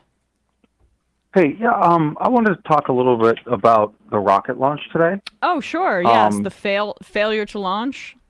Well, they actually launched. They just failed everything after launching. Yeah. Oh, yeah, failure to do everything except launch, and we should amend it. Yeah, so I'm a space enthusiast and used to be a Musk fan, so just a little background. So what they tried to achieve today was to get off the pad, clear the tower, then separate the first stage, flip around, somewhat land in the water with the first portion of the rocket, and then continue to Hawaii, basically going around the planet. It got off the pad, started flipping end over end, and just basically exploded. So they accomplished basically one goal, I'd say. And I personally think it's really embarrassing the way they've run this program, which is different than other rocket development programs. In that it's privatized? Well, the design philosophy. So they're building a lot of rockets and trying to test them, whereas other companies will try to build one good one and actually succeed with their entire mission objectives. So, like, if you look at, NASA just launched one called the Space Launch System. It's the big orange one. And, they built one. A lot of people complain. It costs a lot of money. It's got that whole Richard Shelby effect from the past where they, populate the South with rocket manufacturing. Right. So it's expensive, but it worked, right? So SpaceX at this time has a $3 billion contract to deliver a lunar lander to go to the moon, and then be able to shuttle people down to the surface. And they're supposed to have that ready in 2 years. and they're behind. And this failed test puts them even further behind. So I really think there should be some sort of political urgency to kind of get the moon program back on track, because basically SpaceX is going to be able to deliver by 2025. What is your take on the spin from SpaceX and the people who still love Musk that they really just wanted it to launch and they got that. Everything else was just going to be icing on the cake, but the launch was the most important part. Yeah, that's their philosophy. So he's kind of brought the tech philosophy of move fast and break things to rocket design. And this is really the first one they've done from the ground up like that. Like their workhorse rocket, the Falcon 9, is functioning fairly well. And that's the one they were able to land on a boat and all that. But they had contracts to launch those, and they were kind of doing it on the side. And it was able to give them kind of a leg up in that sort of destructive testing. But this one, they don't. I mean, they're not launching anything in these things. No one's paying them to do this. They're just burning through the NASA money. So basically, people make that argument that it's move fast and break stuff, and it's okay that they're doing a rapid iteration of actual hardware instead of more of a proper design, in my opinion. Well, I mean, they are a private company. They should not be in the business of saying, well, we failed, so here's my request for more government subsidies. This is supposed to be the free market at work. If the government behind NASA failed, that would be a different story. But this is ostensibly supposed to be why we were sending taxpayer money to a private company to do this, because they have the ability to be more efficient or whatever. So if they fail, in my opinion. My whole take on this, and I was obviously commenting, much like the caller was online earlier today, about how it exploded. And and then people who were trying to make a big deal about it, I made a joke about how we landed on the moon in 1969. I mean, why, what is this? Why are we acting like this is something crazy? And people, will jump in and say something like, you're not a scientist, you don't get this stuff. What are you talking about? And this is even from people who normally would be critical of Musk in other areas. And it's right. I honestly am not that interested in space travel and rocket ships. I really don't care about it because, frankly, the current direction that we are going into in terms of our space travels is, quite frankly, to benefit the very wealthy. Back when NASA was at the helm of this, we can feel some sort of pride, I guess, that like this stuff would be used for some sort, whatever we find would be used to benefit the people on Earth in some way. I don't feel that way with SpaceX. I don't feel like anything that they're doing. There's no joy that we're going to space. I don't believe that we're all going to be moved, like obviously not in our lifetimes, but I don't believe that even, whatever many thousands of years from now when the technology is there, that we're all going to just move billions of people to another planet to survive. No, if that had to happen, only the very wealthy and the connected would move on and everyone else would rot here on Earth. To me, the perfect thing, and this is great too, because this isn't a guy who has a great he's not some guy who has great politics or whatever, but I do feel like he put it to the best in the best words, and that's William Shatner. He went to space. He was invited to go to space. And when he came down back to Earth and the press all came running up to him to ask him how he felt, how wonderful space was, his reaction was, I felt empty up there. I looked down and it made me appreciate what we have here on Earth and how beautiful it is. And there's nothing else out there that's like this. And what are we doing? And it made him depressed. Like, what are we doing to what we got here on Earth? And no one seems to ever run with that, even though William Shatner said it. Like, I was just reading how Captain Kirk himself. SpaceX debris was landing after this happened all over this area that is like an important area for migrant birds. Here, let me pull up the actual tweet. This is from Christopher Hooks. And turtles. Yeah. This is from Christopher Hooks, a journalist from Texas. SpaceX elected to build this launch site in the middle of a one-of-its-kind preserve for migratory seabirds, some of which travel thousands of miles to lay eggs here. And garbage was falling atop this area because of this rocket explosion. I don't care about the wonders of space. If we're going to fuck up down here, quite frankly. And I don't care about the wonders of space at all if we're going to not do it in general. Even if we find the most environmentally friendly way to do it, I don't care if we don't find a way to make it benefit everyone down here, not the most wealthiest connected individuals on this planet, which at this rate is all SpaceX and any of these other space travel organizations and companies are going to provide. Last thoughts, Nick? Yeah, no, I think Matt made a heck of a lot of good points. That effect that William Shatner displayed is called the overview effect. And I think that is the only highlight to, like Jeff Bezos' project to put people up into space. So like there's a common thing where people go up there and they say, I looked down and I changed. So maybe a couple billionaires would do that. And we should reiterate, changed in a completely different way than most people expect. People expect you go up there and you're like, oh, the wonders of space, how far we can go, what a vast adventure awaits us. No, it's the opposite. People look and see nothing, and they look down at how beautiful the Earth is, and they go, holy shit, we got everything we need right down there. Yeah, I mean, and the fact that Bezos and Musk have not had that reaction pretty much tells you everything you need to know about their psychology. But yeah, one last thing is like William Shatner was being like very heartfelt, and then like Jeff Bezos was sprayed next to him in a champagne. cowboy hat, like spraying champagne on him. Yeah. Yeah, right, exactly. Yeah. All right, appreciate the call, Nick. Thank you. Thank you. Left is best. Left is best. I caught a little bit of your chuckle, Brandon. You sound much better, I think. I switched to wired headphones. Oh my God! There we go. It was the Bluetooth. That's what I said. It's always the Bluetooth. You fixed it. I was thinking about it. I experienced that recently when I was playing Fortnite with my son, and I tried to use my AirPods with a Windows computer. Are you using Windows or Mac?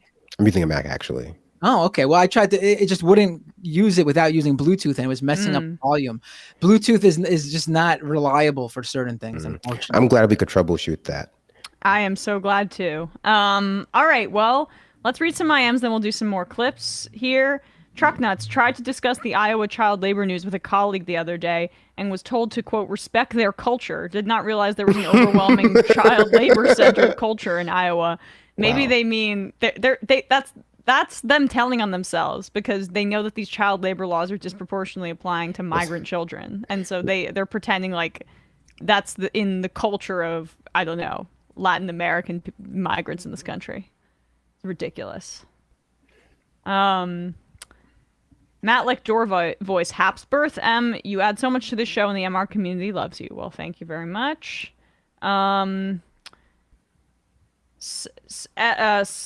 SP Sidekick. I work at Materion, a manufacturing company that just got SpaceX as a client. The job they have me doing for them is a very tedious and annoying process, so I hate SpaceX even more, which I didn't even think was possible.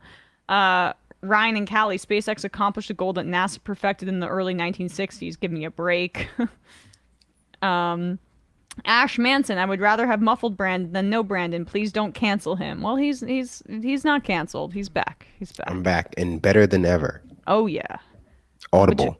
Between the 1 and 1 and the 5, also attributing low birth rates to the pill and women's rights, etc., is just a rationalization to pretend that his wealth and the billionaire class and massive wealth and income inequality and insecurity isn't the main cause of young people not starting families.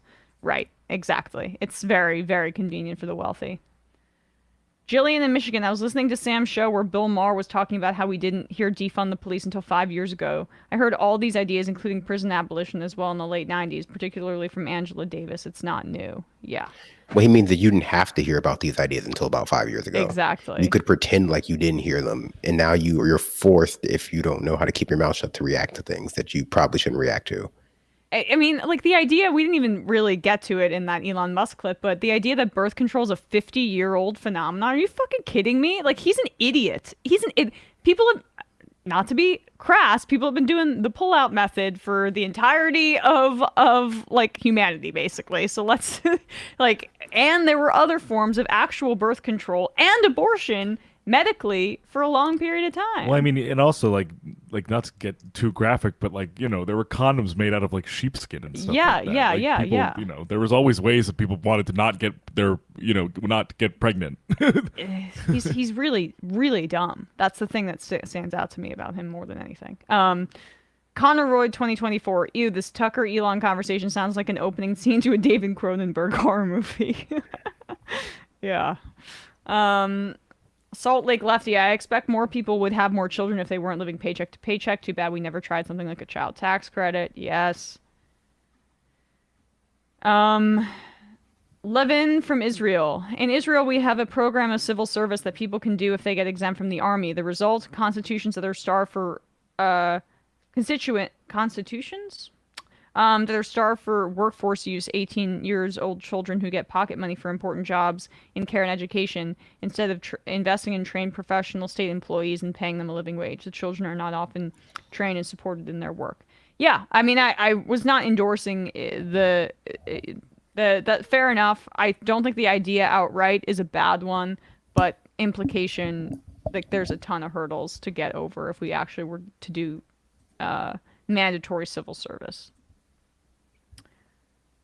Frank Blunt's, what happened in Game 2 to the Knicks? I have no idea. Colin from Washington, great interview, Emma. I learned about Michael Sandel during my grad work back in Boston and devoured his books, Justice and the Tyranny of Merit, within weeks. It's strange that communitarian is a label he adopts now, since he apparently eschewed it earlier on, but I appreciate his approach to strengthening our democracy through stronger institutions. Yeah, I know. I wouldn't even, maybe I characterized it as communitarian. I don't think that he's still, I still think he issues the label as well. Boom from Afghanistan. My niece just had her 10th birthday a couple weeks ago. Last week, me and her dad taught her to ride a bike without training wheels. She's still too afraid to ride the big roller coasters at Kings Island. These psychos would force her to be a mother. Yeah. Yeah. All right, let's do a clip, shall we, guys? Or not even a clip. This story, this Matt Walsh thing is pretty funny. I guess it is a clip, and then a fun piece of information after. What'd you say? He mentioned the ban, so maybe let's start with Twitter. Okay, gotcha.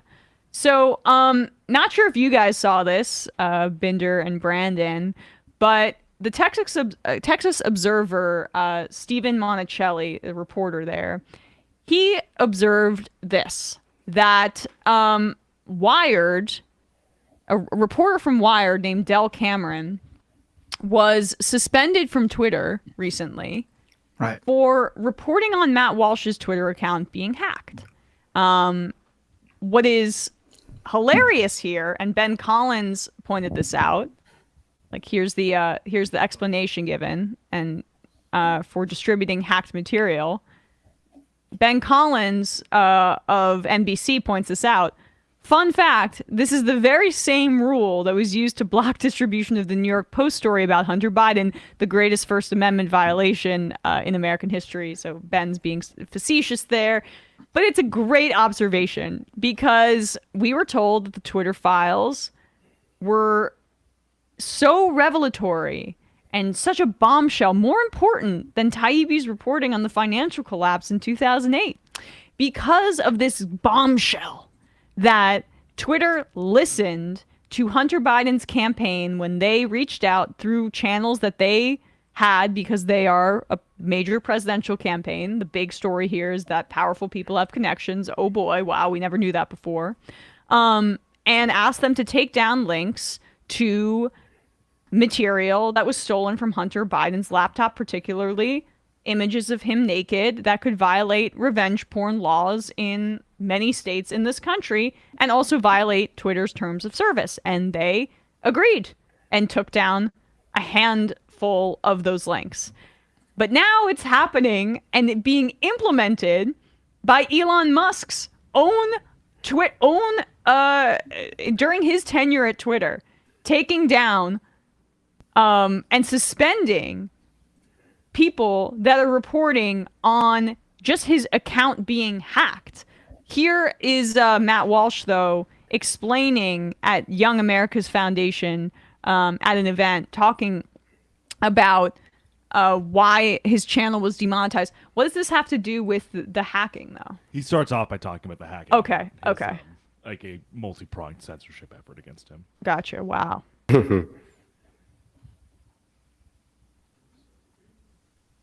Media Matters took the time to review dozens of videos from back 12, 13, 14, 15 years ago, publishing their findings under a headline promising to reveal my sordid past. Now, these institutional efforts to silence me and us have continued all the way up to this week. So in fact, less than a day before I was hacked, we received word from YouTube that I had committed a series of alleged violations of their terms of service and also of their ad partnership guidelines, which will now lead to my demonetization and potentially being banished forever from the platform. Now, YouTube's ploy, what we have to understand about big tech, their ploy is to be intentionally vague about their guidelines. They won't tell you. They'll tell you you violated something, but they won't tell you exactly what it was or how that thing violates the guideline, because they want to afford themselves the latitude to demonetize and deplatform you whenever they feel like it. And that's really what's going on here. Of course, they just selected me and they said, well, it's your turn, and we're going to look for a reason. In fact, they did tell us, though, they cited 3. There were a number of violations they claimed. They'd only tell us about 3 of them. All 3 of them, coincidentally, had to do with Dylan Mulvaney. Yeah. Misgendering her. I don't know. Just coincidentally, YouTube decided you're not allowed to say anything about Dylan Mulvaney. YouTube has decided that I'm not allowed to use biologically accurate language when discussing Dylan, or presumably any other trans-identified person. And for what it's worth, it does not, for what it's worth, it doesn't seem that other channels are being held to this standard right now. So we were told by sources at YouTube that a decision to target our channel had come from the highest levels of the company. And they're looking for something, a reason to take us out. Now, of course, there is a way out of this jam. You know, the big tech, they're very generous, and they'll give you a potential off-ramp. So if I simply respect the preferred pronouns and I stop accurately gendering people, then I can likely continue to do my show on the platform. I can get it remonetized after, a short probationary period. Let's pause for a second. Yeah. Because his framing of that at the end there is bullshit. I want to explain exactly what the YouTube, the platform in question, is offering him. They are saying, follow our policies that you agree to when signing up for this website, and we will let you partake in uploading your videos and monetizing them like we do with every other channel that we say. To do those things, you must follow our policies. They are not specifically telling Matt Walsh, oh, don't mess with trans people. No, YouTube has a set of policies, and one of those policies just happens to include how you can refer to trans people. And that's why Matt Walsh is receiving the treatment on the platform that he is. It's not like they're just standing up and saying, we're, standing up for trans people. No, it's just part of their policies, because they realize that they probably have a lot of viewers, customers in the LGBTQ community, and they've decided that it's best for business for them to make this a welcoming place for them too. Well, what you fail to realize is that if I pretend YouTube is a free speech platform, just like when sovereign citizens claim that they're not citizens of the United States while driving their cars, then YouTube can't enforce its terms of service. Because I've defined that as a free speech platform. Yeah, it's the loophole to every terms of service for every ad platform that is thinly disguised as a social media or video hosting platform. It's the free speech absolutist loophole. And I guess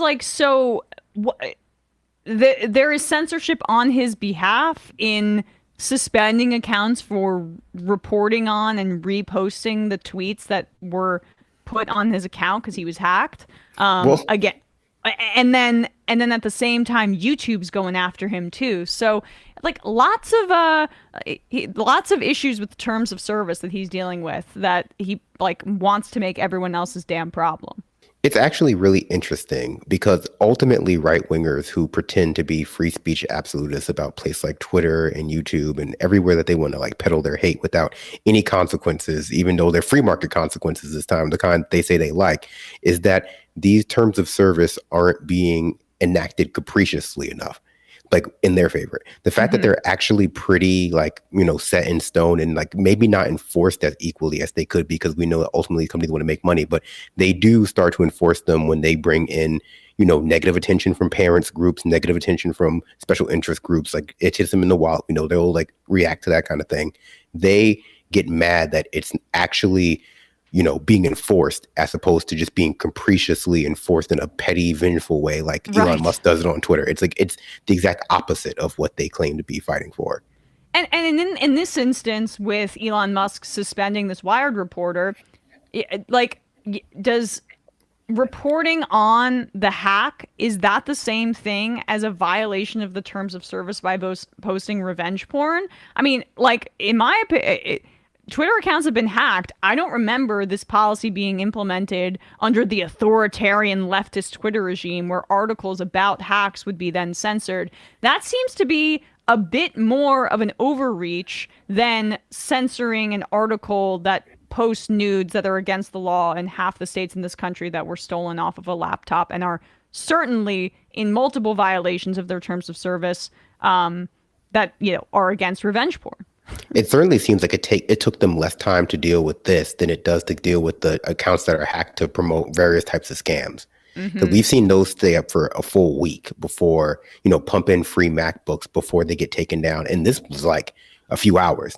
Yeah. Not even. That's being generous too. This was like immediate. Like it was, they dealt with Drew this from quick. Vegas writes in, is Walsh even being banned or just demonetized? The faux persecution is so exhausting. Yeah. Like if this was really about free speech, then he would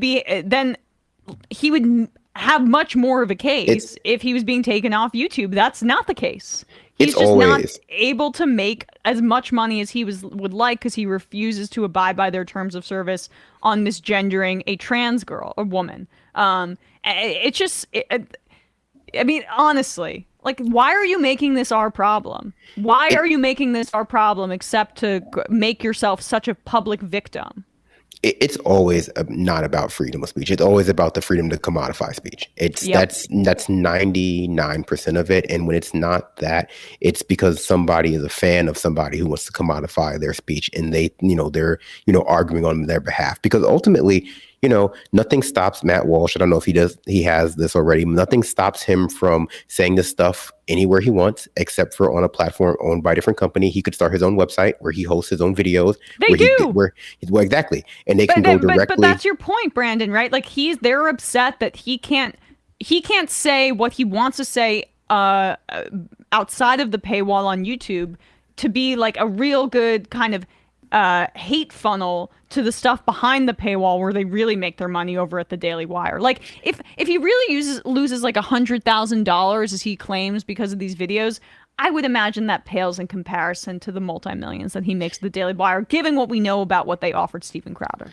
Yeah, but right, I mean, maybe if they offered a similar deal to Matt Walsh that they did to Steven Crowder, then Matt Walsh is taking an economic hit directly, because as part of the terms with Crowder, if he got demonetized on YouTube, they would subtract that from his earnings. Then take it up with Benny Boy. Take it up with your boss.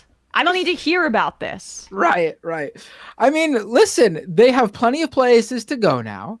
Their boy Elon Musk, I don't see them asking him, hey, I'm giving you all this content for free. Where's my cut? Ask him for some ad revenue money. Well, we were supposed to get that. That was one of the promises that, Twitter Blue subscribers were going to get cuts of the ad revenue for people who, advertise in their threads. Another broken promise from a broken man. Elon Musk's exact words starting today. This was 2 months ago. And then 2 months on now, there's been no revenue cut for creators who subscribe to Twitter Blue. He can't afford it. There's no revenue to cut. Yes. Every month, those interest payments come in. Every month he gets angrier and angrier. Yeah, right. Well, 420 today was supposed to be the day that blue checks go away. I'm saying it's not going to happen today. Next day, it's going to be 6/9, June 9th because of 69. Like, again, this major social media company is being run by a 12-year-old who wants to kind of suck up to his edgelord buddies like Matt Walsh, which is why we see immediate action to suspend an account for doing journalism. And when like someone like David Dayen, our friend of the show, his Twitter account gets hacked multiple times, it takes like a month to act on it. It's just so petty, so stupid, so stupid, so petty. I can't say it enough. Let's do this CEO video here. So, not sure if you guys saw this, but this is the CEO of a company called Miller Knoll. I guess it's associated with Herman Miller. I don't really know what she's the CEO and member of the board of directives for Miller Knoll. This woman, Andy Owen, president and CEO, and she went viral because she was doing a staff Zoom call and someone recorded her, and members of the staff of this company were notified that they would not be receiving bonuses this year. You know who did receive a bonus? CEO Andy Owen. Up to nearly around $4 million, $3.9 million in a bonus. And by the way, that's pennies compared to what other CEOs at larger companies receive. This is a standard practice if you're a CEO in this company. So she canceled bonuses for the workers, took nearly $4 million in bonus money herself. And here she is getting indignant after being asked about this by one of her workers. Questions came through about how can we stay motivated if we're not going to get a bonus? What can we do? What can we do? Some of them were nice and some of them were not so nice. So I'm going to address this head on. The most important thing we can do right now is focus on the things that we can control. None of us could have predicted COVID. None of us could have predicted supply chain. None of us could have predicted bank failures. But what we can do is stay in front of our customers, provide the best customer service we can, get our orders out our door, treat each other well, be kind, be respectful, focus on the future because it will be bright. It's not good to be in a situation we're in today, but we're not going to be here forever. It is going to get better. So lead by example, treat people well, talk to them, be kind, and get after it. Don't ask about what are we going to do if we don't get a bonus. Get the damn $26 million. Spend your time and your effort thinking about the $26 million we need and not thinking about what you're going to do if we don't get a bonus. All right? Can I get some commitment for that? I would appreciate that. I had an old boss who said to me one time, you can visit Pity City, but you can't live there. So people, leave Pity City. Let's get it done. Thank you. Have a great day. Boom. She girl bossed everywhere. Let's get after it, boys. Let's get that bread. Let's grind. Did you wake up at 6 a.m.? Did you have your smoothie? Did you go to the gym? Did you grind today? Stop fucking whining. Your mindset is not in the right place here. You must be in Pity City as opposed to Grind Town. Well, go ahead. $26 million, that's a deficit. That's, if you're the CEO of the company, that's your fault. That's a lot. Oh, yeah. That's a lot of money. Like the buck stops with you. Like it's very weird to be the CEO of a company. Like we lost all this money. No one could have predicted any of these things that like it's ostensibly your job to predict and go like, so you guys got to get out there and work. I know that's what we do here, but like it's peak entitlement. Like maybe a few $1 million can be like, associated with slacking, but that'd still be your fault. But that big of a like deficit is like all at the top. So that's just bad business decisions. Oh, yeah. I mean, and there's no kind of, really self-reflection on that front. It's just as crazy how incompetent so many CEOs are, and yet they have like this, because they've made a lot of money, they feel it reinforces them as human beings. And you just like, though, can hear how inauthentic she is and how she's clearly taken so much of her motivational speak from, Lean In or any just like standard boilerplate CEO book that you could find off the shelf about how to speak to your team. Like, no people skills, no understanding of seemingly how to run a company. And yet, she thinks she's a girl boss and that she's telling those employees, you guys, Also, like bank right. collapses, like I'd have to look more into this, but what did that have to do with selling furniture? Like, what does Silicon Valley Bank and Signature Bank and Silvergate Bank and Credit Suisse have to do with like shipping furniture out? Like, what? I mean, I guess the markets generally went down, but still, like that seems unrelated. It should be, but I don't know where the source of Miller Knowles funding comes from. That's a good question. Yeah, they might have had it just that honestly, there are so many people who get to positions of power and then, of course, burn the bridge behind them, but also don't really have the skills to be there, and their incompetence just shines through. And I think that there is this class of female CEO, rich woman who really embodies that like kind of girl boss mentality where there's no desire to look at things systemically.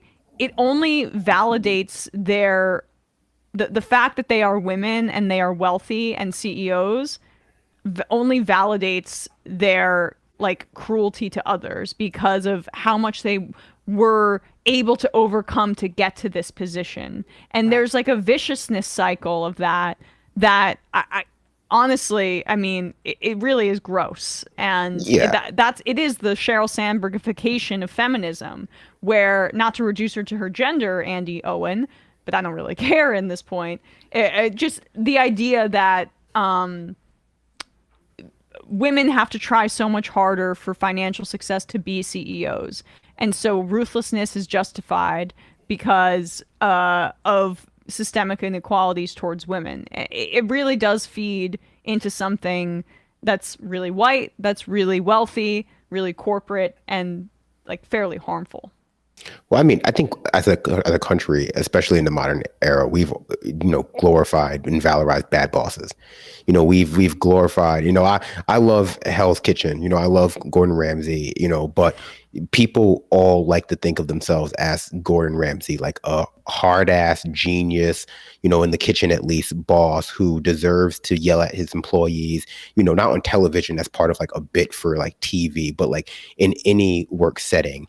And once you sort of index in a non, and I hate to say it, like a non-white, non-cisgendered, non-male boss, you really start to see the seams in the kind of liberal version of social mobility that we've constructed, where it's just like all it becomes is this way in which you can, arbitrarily recognize the things that you can recognize the arbitrary things that keep you from being like, president of the United States if you're like a girl boss, or if you're like a black person trying to become president of the company as the VP. You can understand that like, misogyny or racism is going to keep you from being number one, but you don't look at the people below you as being there for the same arbitrary reasons that you're not at top.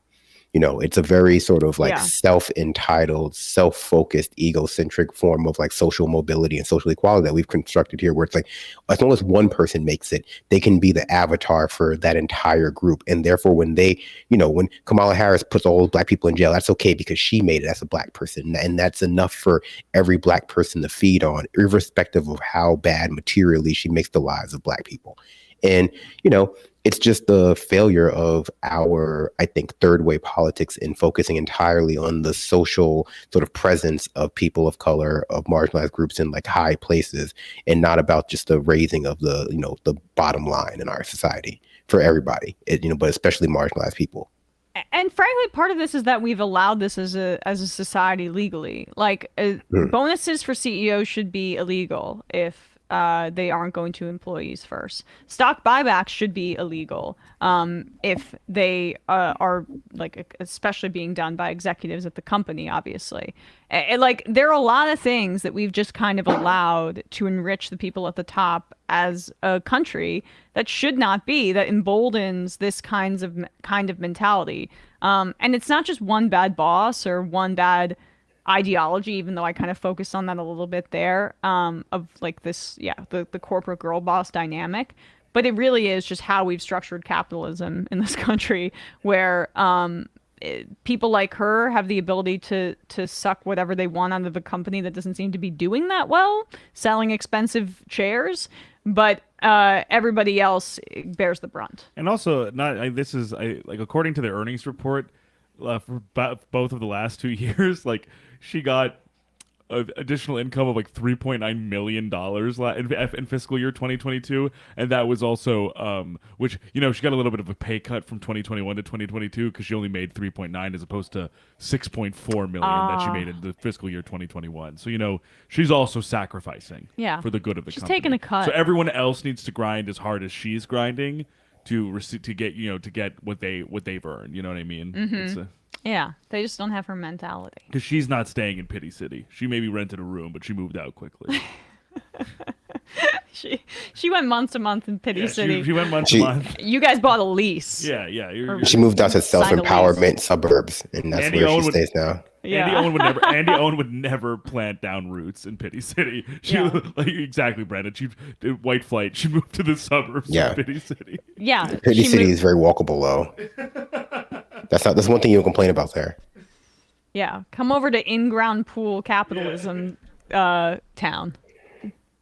That wasn't my best, but what are you gonna do? All right, we're gonna take a call. Calling from an 843 area code. Who's this? Where are you calling from? 843. Is this me? This is you, but you are on speaker, I think, which is a cardinal sin. Oh, I apologize. I'm driving. Sorry. It's okay. Is this better? Yes. Who's this, and what's on your mind? They call me Allie. I'm from a state so fine, I'm glad it's mine, South Carolina. And Ellie from South Carolina? Yep. There you go. I heard what you were saying with Nancy Mace this morning, and I was like, I just don't know what she's trying to do. I'm in her district, and I don't know what I'm going to do. What do you mean? Kind of, well, she won her re-election this time around against a kind of nobody with no real backing called Dr. Annie Andrews, in the middle of the COVID scare. She seemed like somebody sensible as compared to all the other Republicans. So yeah, that's basically her claim. Well, vote for the Democrat is what I'd say to you. But at the same time, I think what you're saying underscores the point I was trying to make about her is that she feels precarious if abortion is the issue on the ballot come next election cycle. So that's why she's striking a different tone. But this is, again, South Carolina. It's a southern state that's deeply gerrymandered. There's six districts when there should be 12. Yeah. I'm in the district, and it's a smattering of different places, all the way from Charleston, full of nice upper town, well-meaning liberals, all the way to super upper crust Hilton Head, where there's several $100 million homes. Mm-hmm. Well, I'm seeing though in 2020, Nancy Mace, she was the not the incumbent at that point. She defeated Cunningham, the incumbent, but narrowly. Yep. And that means that the district was at one point, as I'm sure know, 4 years ago, represented by a Democrat. So that's probably what she's worried about. And if it contains Charleston, the concern for someone like Nancy Mace is white suburban moms. Mm-hmm. Yeah. Yeah. I could see that. If enough mobility got in Charleston, and even where I live in Beaufort, it's a large pocket of black voters that could be mobilized against all of the stripping of social programs that they're trying to do in South Carolina right now. Yeah, there's a chance. I think it's all turnout too. In the 2024, they are terrified about 2024 because there's no Republican that's able to oppose Trump right now. If abortion and Trump are on the ballot at the same time, even really safe Republicans are going to be shaken in their boots. Well, so that's my take on it, Ellie. All right. Thanks for talking. No problem. Bye. Bye. Punch Drunk Pulpit, some embarrassing billionaire apologia happening in Twitch chat right now. Reminder that we don't have to sell how their material goes to satiate or pet interest in things like space travel. Putting Whitey on the moon isn't that worth it. I mean, I think space travel, along with a few other like trinkets that Elon Musk has monetized, like self-driving cars, like, you know, it's the promise of capitalism. It's what we're supposed to have instead of 100 different versions of the iPhone. People can pretend like we live in a great, you know, future full of modern technology that has been given to us by the rapid expansion of capitalism. But we kind of peaked a while ago with that stuff. Like, I think, you know, an episode you did with Edward Onguoso Jr. for your Scam Economy podcast about the Silicon Valley Bank collapsing, he made a good point about, like, you know, these aren't the tech companies of 20 years ago who were a little bit like, you know, you can't glorify pets.com, but they had like ideas that were seemingly going to enrich people's lives in a direct way, like order groceries online for the first time. These are people who are like developing apps to have your manager better track you at work, or like to better able you to like monetize your free time. And like, you know, people apologize for capitalism all the time because of their big trucks and, you know, space travel and self-driving cars and, you know, AI too in the future when, you know, things are a little bit better or like as they are now. Like, it makes it easier to apologize for capitalism because at least it's now sort of giving us things that people expect, you know, the future look like. And so like Elon Musk gets a real pass from a lot of people for like delivering on some of the promises of like the Jetsons, sort of. Well, and you know, but barely. That brings us to, let's do this AI clip then here, because I know Bender will be champing at the bit to talk about this. So Charlie Kirk had tech writer Joe Allen on to discuss, or War Room tech writer. He's the tech writer for Bannon's show. Oh, great! Voice. So a real expert in this field. Joe Allen came on Charlie Kirk's show, and Charlie Kirk was asking him about artificial intelligence. He asked him whether AI will be used as, you guessed it, another way for the liberals to control your mind. That we don't almost do anything effectively right now because our elites are awful. They could use the anxiety about AI to actually create an even bigger government that would restrict our liberties and freedoms, and then we'd be even less free. I mean, is the best option then to do nothing and create our own and just game out all the doom scenarios, similar to kind of how we used to live when we used to think Russia was going to launch nuclear weapons at us? I mean, is that now the prudent approach? Is like, let's go create our own patriotic AI-based AI, if you will, in the AI arms race and do no regulation, because at least we'd have a fighting shot? I'm just trying to think rationally here. Wow. And I think it's definitely a rational argument, and I wish that I could make some sort of really coherent argument against it. The only argument I have against it is that it's much more of a philosophical argument that as these technologies progress, human freedom and human dignity and certainly privacy will tend to recede. And so these systems, as this AI arms race is ramping up, these systems are getting better and better. What did he say at the beginning there, Charlie? The anxiety about AI? Is that what he said? Or the fears about it? I got to be honest with you. All the anxiety that I see about AI is from people who are very wealthy already, worried about things like cheating on tests. Am I concerned if like doctors and other professionals are using AI to cheat? Yes, but it doesn't seem like that is really what's happening. It's like kids in junior high using AI to write their book reports. For me, that's not a massive societal concern. Then the other AI panic that I'm seeing is from tech executives that feel like they're maybe a little bit behind on their own technology. Also something I'm not genuinely that fearful of. I mean, what's your guys' read on this? Because, I mean, whatever they're doing right there is like fanciful, but it's just like, I mean, Osita Nuevo said this on Twitter, like we have all, science fiction has unfortunately warped way too many people's brains. None of this is that scary. I mean, none of it's even exactly what the hype is claiming it is either. Like I saw Jordan Peterson yesterday. This was too funny. Jordan Peterson yesterday tweets out, Chat GPT occasionally lies, truly.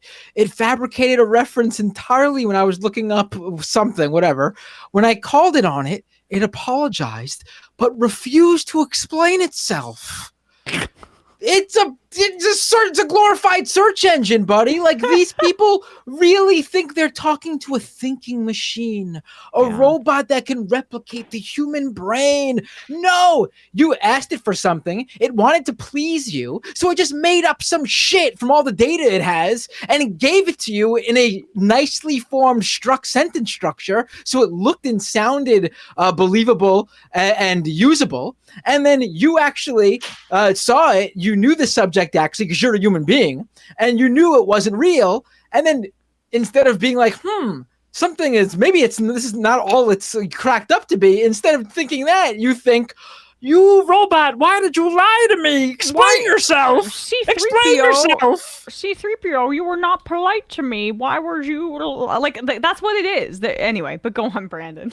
I think this just goes back to the whole N-word thing. I honestly think this is all because, again, like, Matt's saying, they want this thing to be like the robots from iRobot, the movie, not the book. They definitely are thinking of the Asimov's 3 laws. That's saying you can't lie to a person and all that shit. But it's like, it's just like a chat bot, dude. You gotta just understand what you're dealing with.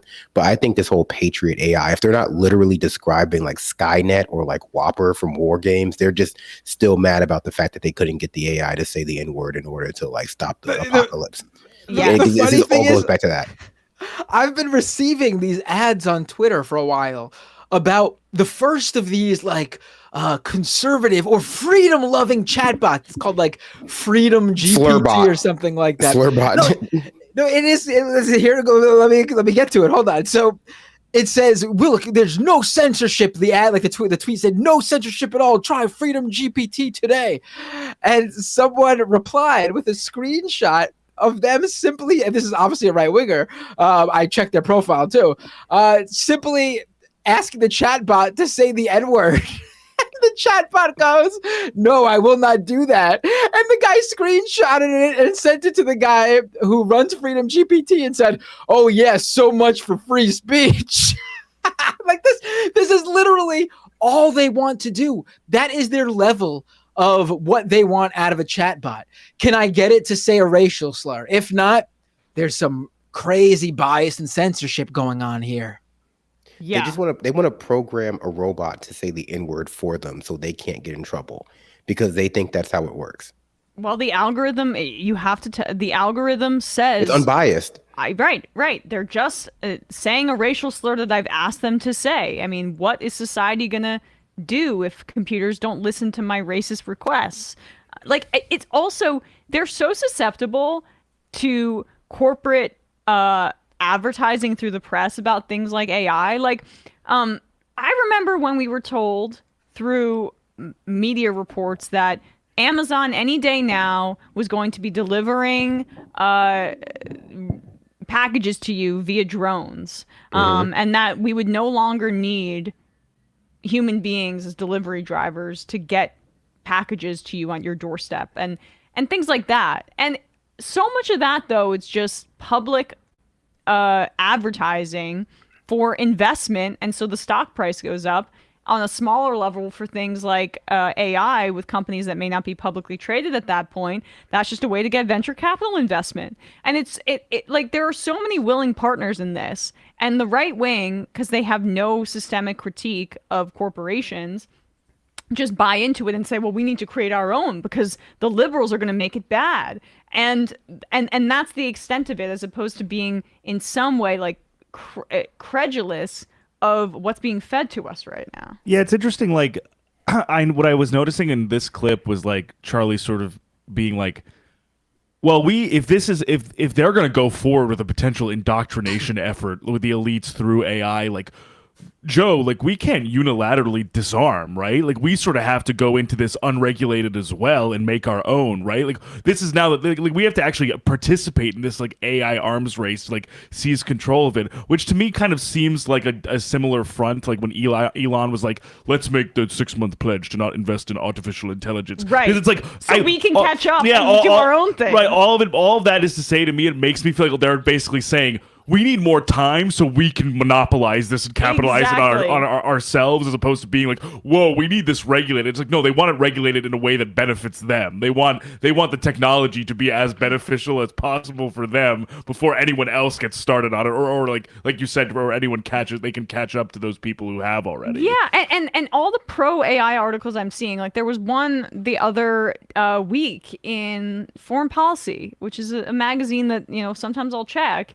And I just click on who's writing it, and it's the chief of staff to the CEO of Google, who is spearheading their AI initiative. Yeah. Like about how non-partial. How AI could revolutionize diplomacy. I was like, oh, this is bullshit. And then when I see who's writing it, it's like, okay, this is just an advertisement. That's it.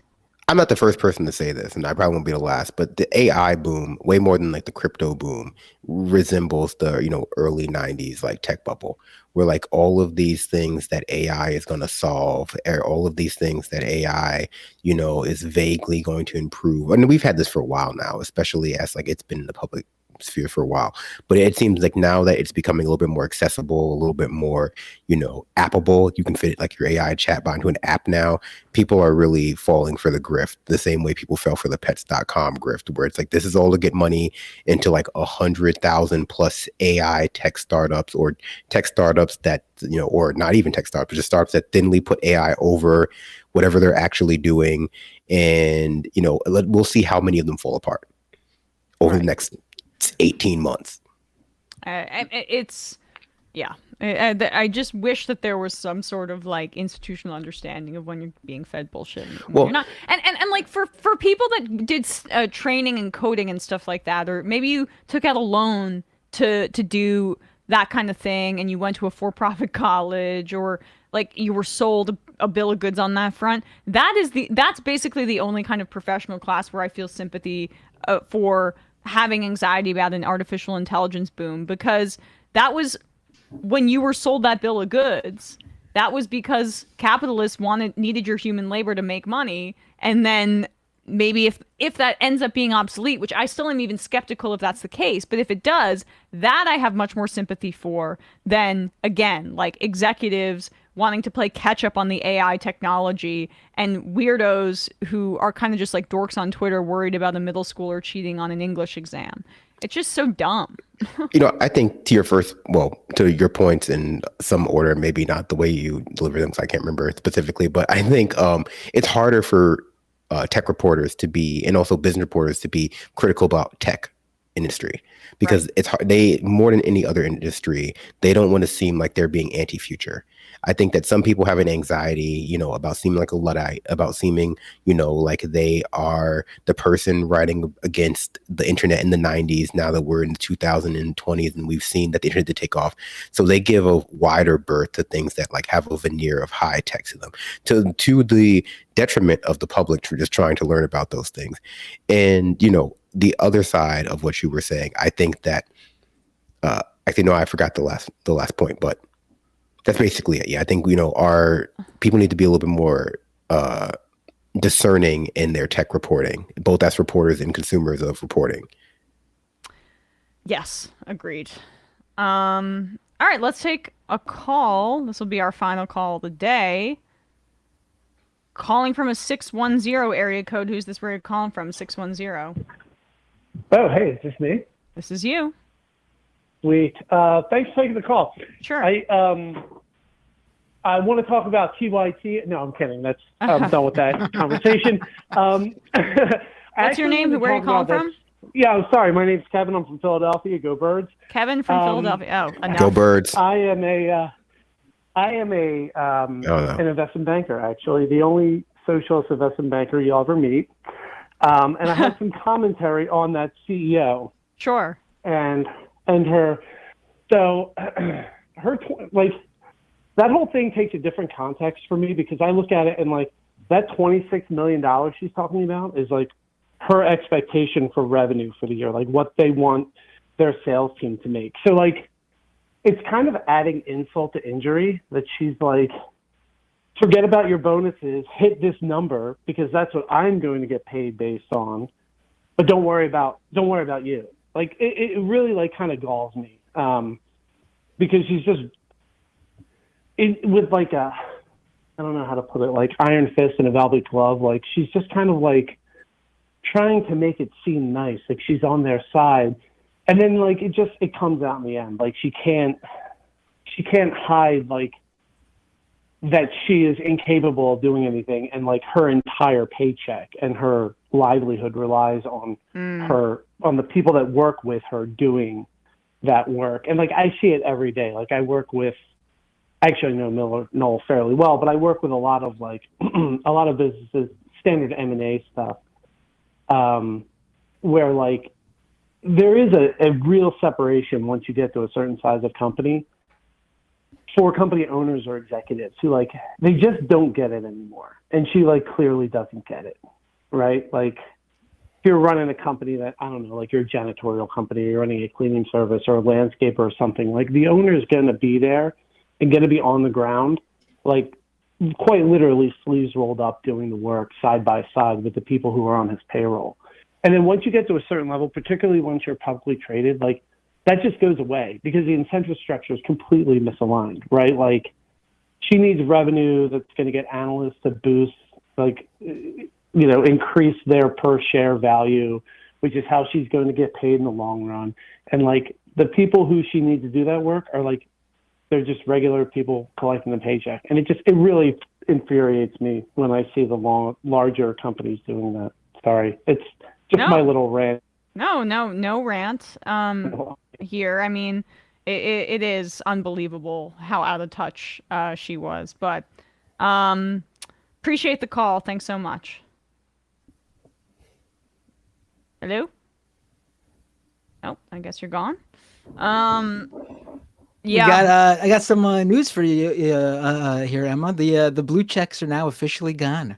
It's done. It's over. He's done it. Yep. Oh wow. I love it because now I'm going to use this website, but okay. I mean, I don't give a shit about my blue check, but I care about like seeing who I had that freaking, verified feed, which would allow me to see like interactions with other journalists or like say if some right-wingers tweeting at me, and now I don't have that. So whatever, but yeah. I think it's great because now it's very clear who you can just get rid of on the site. Yeah, like, who's a loser, right. The verified notifications tab? That's a spam filter now. Just block everybody in there. That's a good point.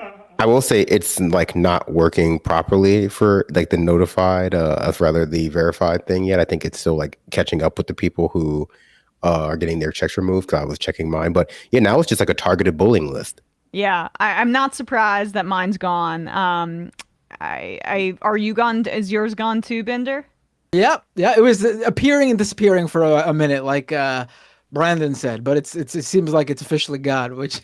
All right. It's gonna now we get to see what happens though. Like this is what I've been waiting for in terms of like this is a big moment for the site in terms of like how people use it. Really, I think it's being like really undercovered in terms of like because it's not just like it's a status symbol because it never really was that. Right wingers thought it was, so that's why they turned it into that, and Elon Musk fed into that. But legitimately, it was just to say this user is who they are. Right. And people liked doing that. People liked seeing that because they liked interacting with those type of users because those type of users were usually famous actors and actresses, musical artists, media figures, professional athletes, all sorts of people that frankly create most of the content on a platform. And so without that check mark, I think people like regular people, just even apolitically, not even talking about political misinformation. If people come on this site to interact with someone and they find out that after they've been interacting with this person that it's not who they say they are, they're going to say, I just wasted my time. I'm out of here. This is pointless. I think that,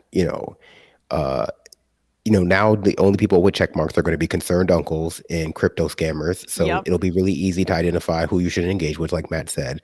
But I think that he doesn't realize that this creates an actual really big dilemma for companies who only use Twitter to, engage with customers or engage with their brand awareness.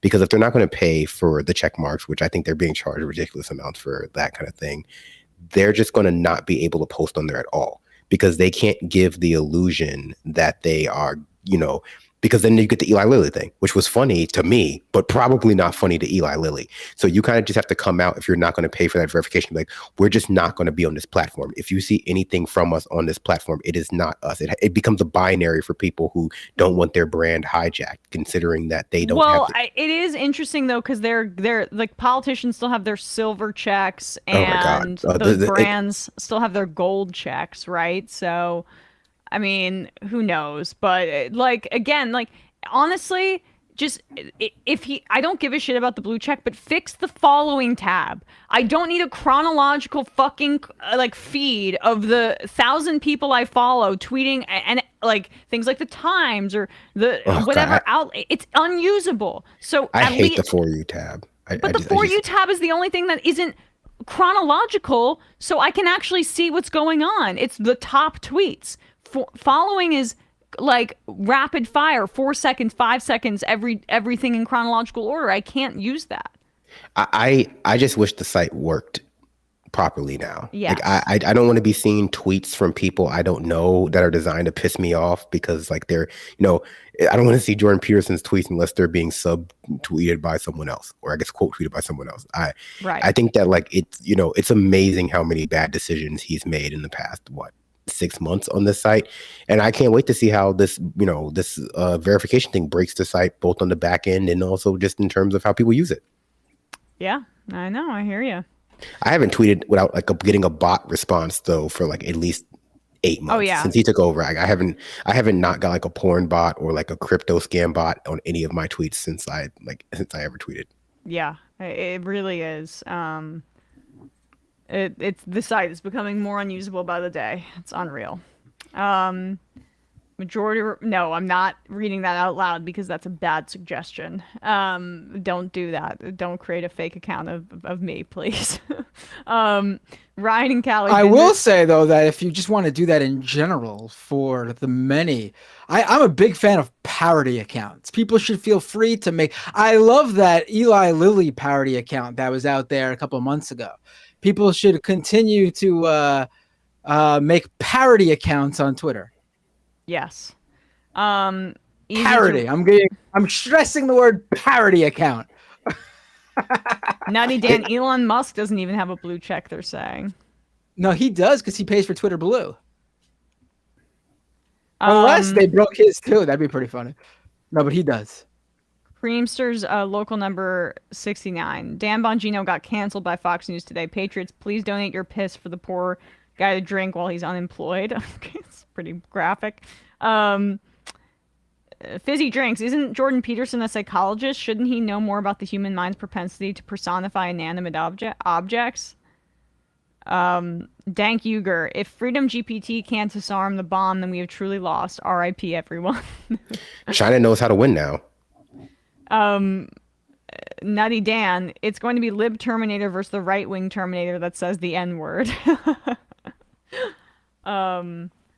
Chicago Leather Carrier, don't jinx us on the Amazon drones, Emma.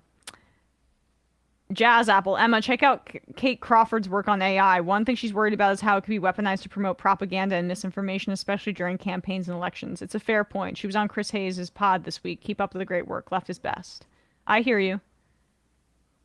Ora Bakada, the fear of AI from the executives is similar to how they complain about how no one wants to work anymore. It's not that people aren't working, but that they've removed themselves from the rat race and starting their own small businesses. AI tools like 3D printing allows individuals to create products or services by themselves or with a few people, outpacing large companies. Ryan and Callie Binder's blue check was appearing and disappearing like Elon's free speech absolutism. Tucson Sharpie, give me a fictional story about a university psychologist who is also a misogynist and is afraid of modernism, and it leads to his demise. Thomas has also been a psychologist at the prestigious university for over 2 decades. His work is highly respected and had a reputation for being one of the most knowledgeable and experienced psychologists on campus. However, Dr. Thomas had a dark secret. He was okay, so this is an AI recreation of that. I don't want to read this whole thing. I'm sorry, Tucson Sharpie, but appreciate you. Autodix, interested in hearing some analysis of Succession season from a pop culture MR savants of the good, bad, and the ugly. I mean, I'm afraid to say how much I love it because maybe that seems like I'm a normie, but I am. I love it. I look forward to it every week. It's water cooler viewing, and I don't know. I'm excited to see how it pans out. I like Dark Kendall. I mean, he like suddenly became like attractive to me in that episode because he was like back confident or whatever, back being it might I'm not to spoil anything, but it is I am really enjoying this season. Actually, it might just be recency bias, but it might be my favorite just because I just like when they do sort of like really like specific and kind of like solo episode structures. Like I like when it's just contained in like they're doing one day. They're every day after. Yeah, like I appreciate that it's sort of like confined to one location where everyone's in close quarters and stuff like that, and like they're just kind of focusing heavily on the interpersonal interaction, like with the family and stuff through all of this. So I am really liking it, though. I just would guess that like the central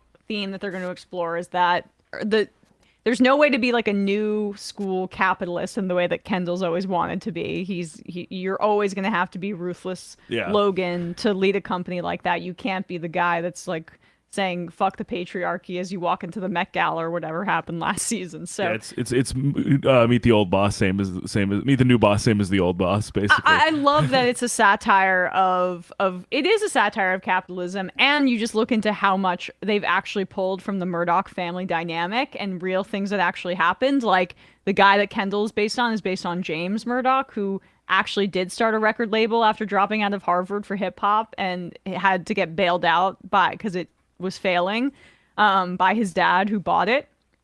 Rupert Murdoch bought it from him. So that kind of stuff I just think is really funny. But, you know, whatever.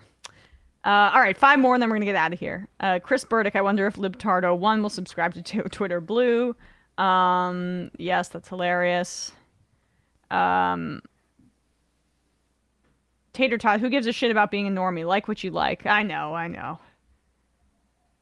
But I'm burning out towards the end of the show, so I'm like not even sure what's coming out of my mouth. Easy to read. My corporate one is still up. Champagne Commie just chiming in to say happy 420. Love y'all. Love the show. Love Matt Binder. Love Brandon Sutton. Emma's chill, I guess. Keep up the Lord's work and leftist or bestest. Thank you, Champagne Commie. Emma holds the show together. I don't know what you're talking about. Whenever she's gone, we just can't get off the ground. It takes us like an extra 20 minutes to get started. Well, I mean, I appreciate that. All right, and the final IM of the day. Jazz Apple. Oh, wait, I already read that. Final IM of the day.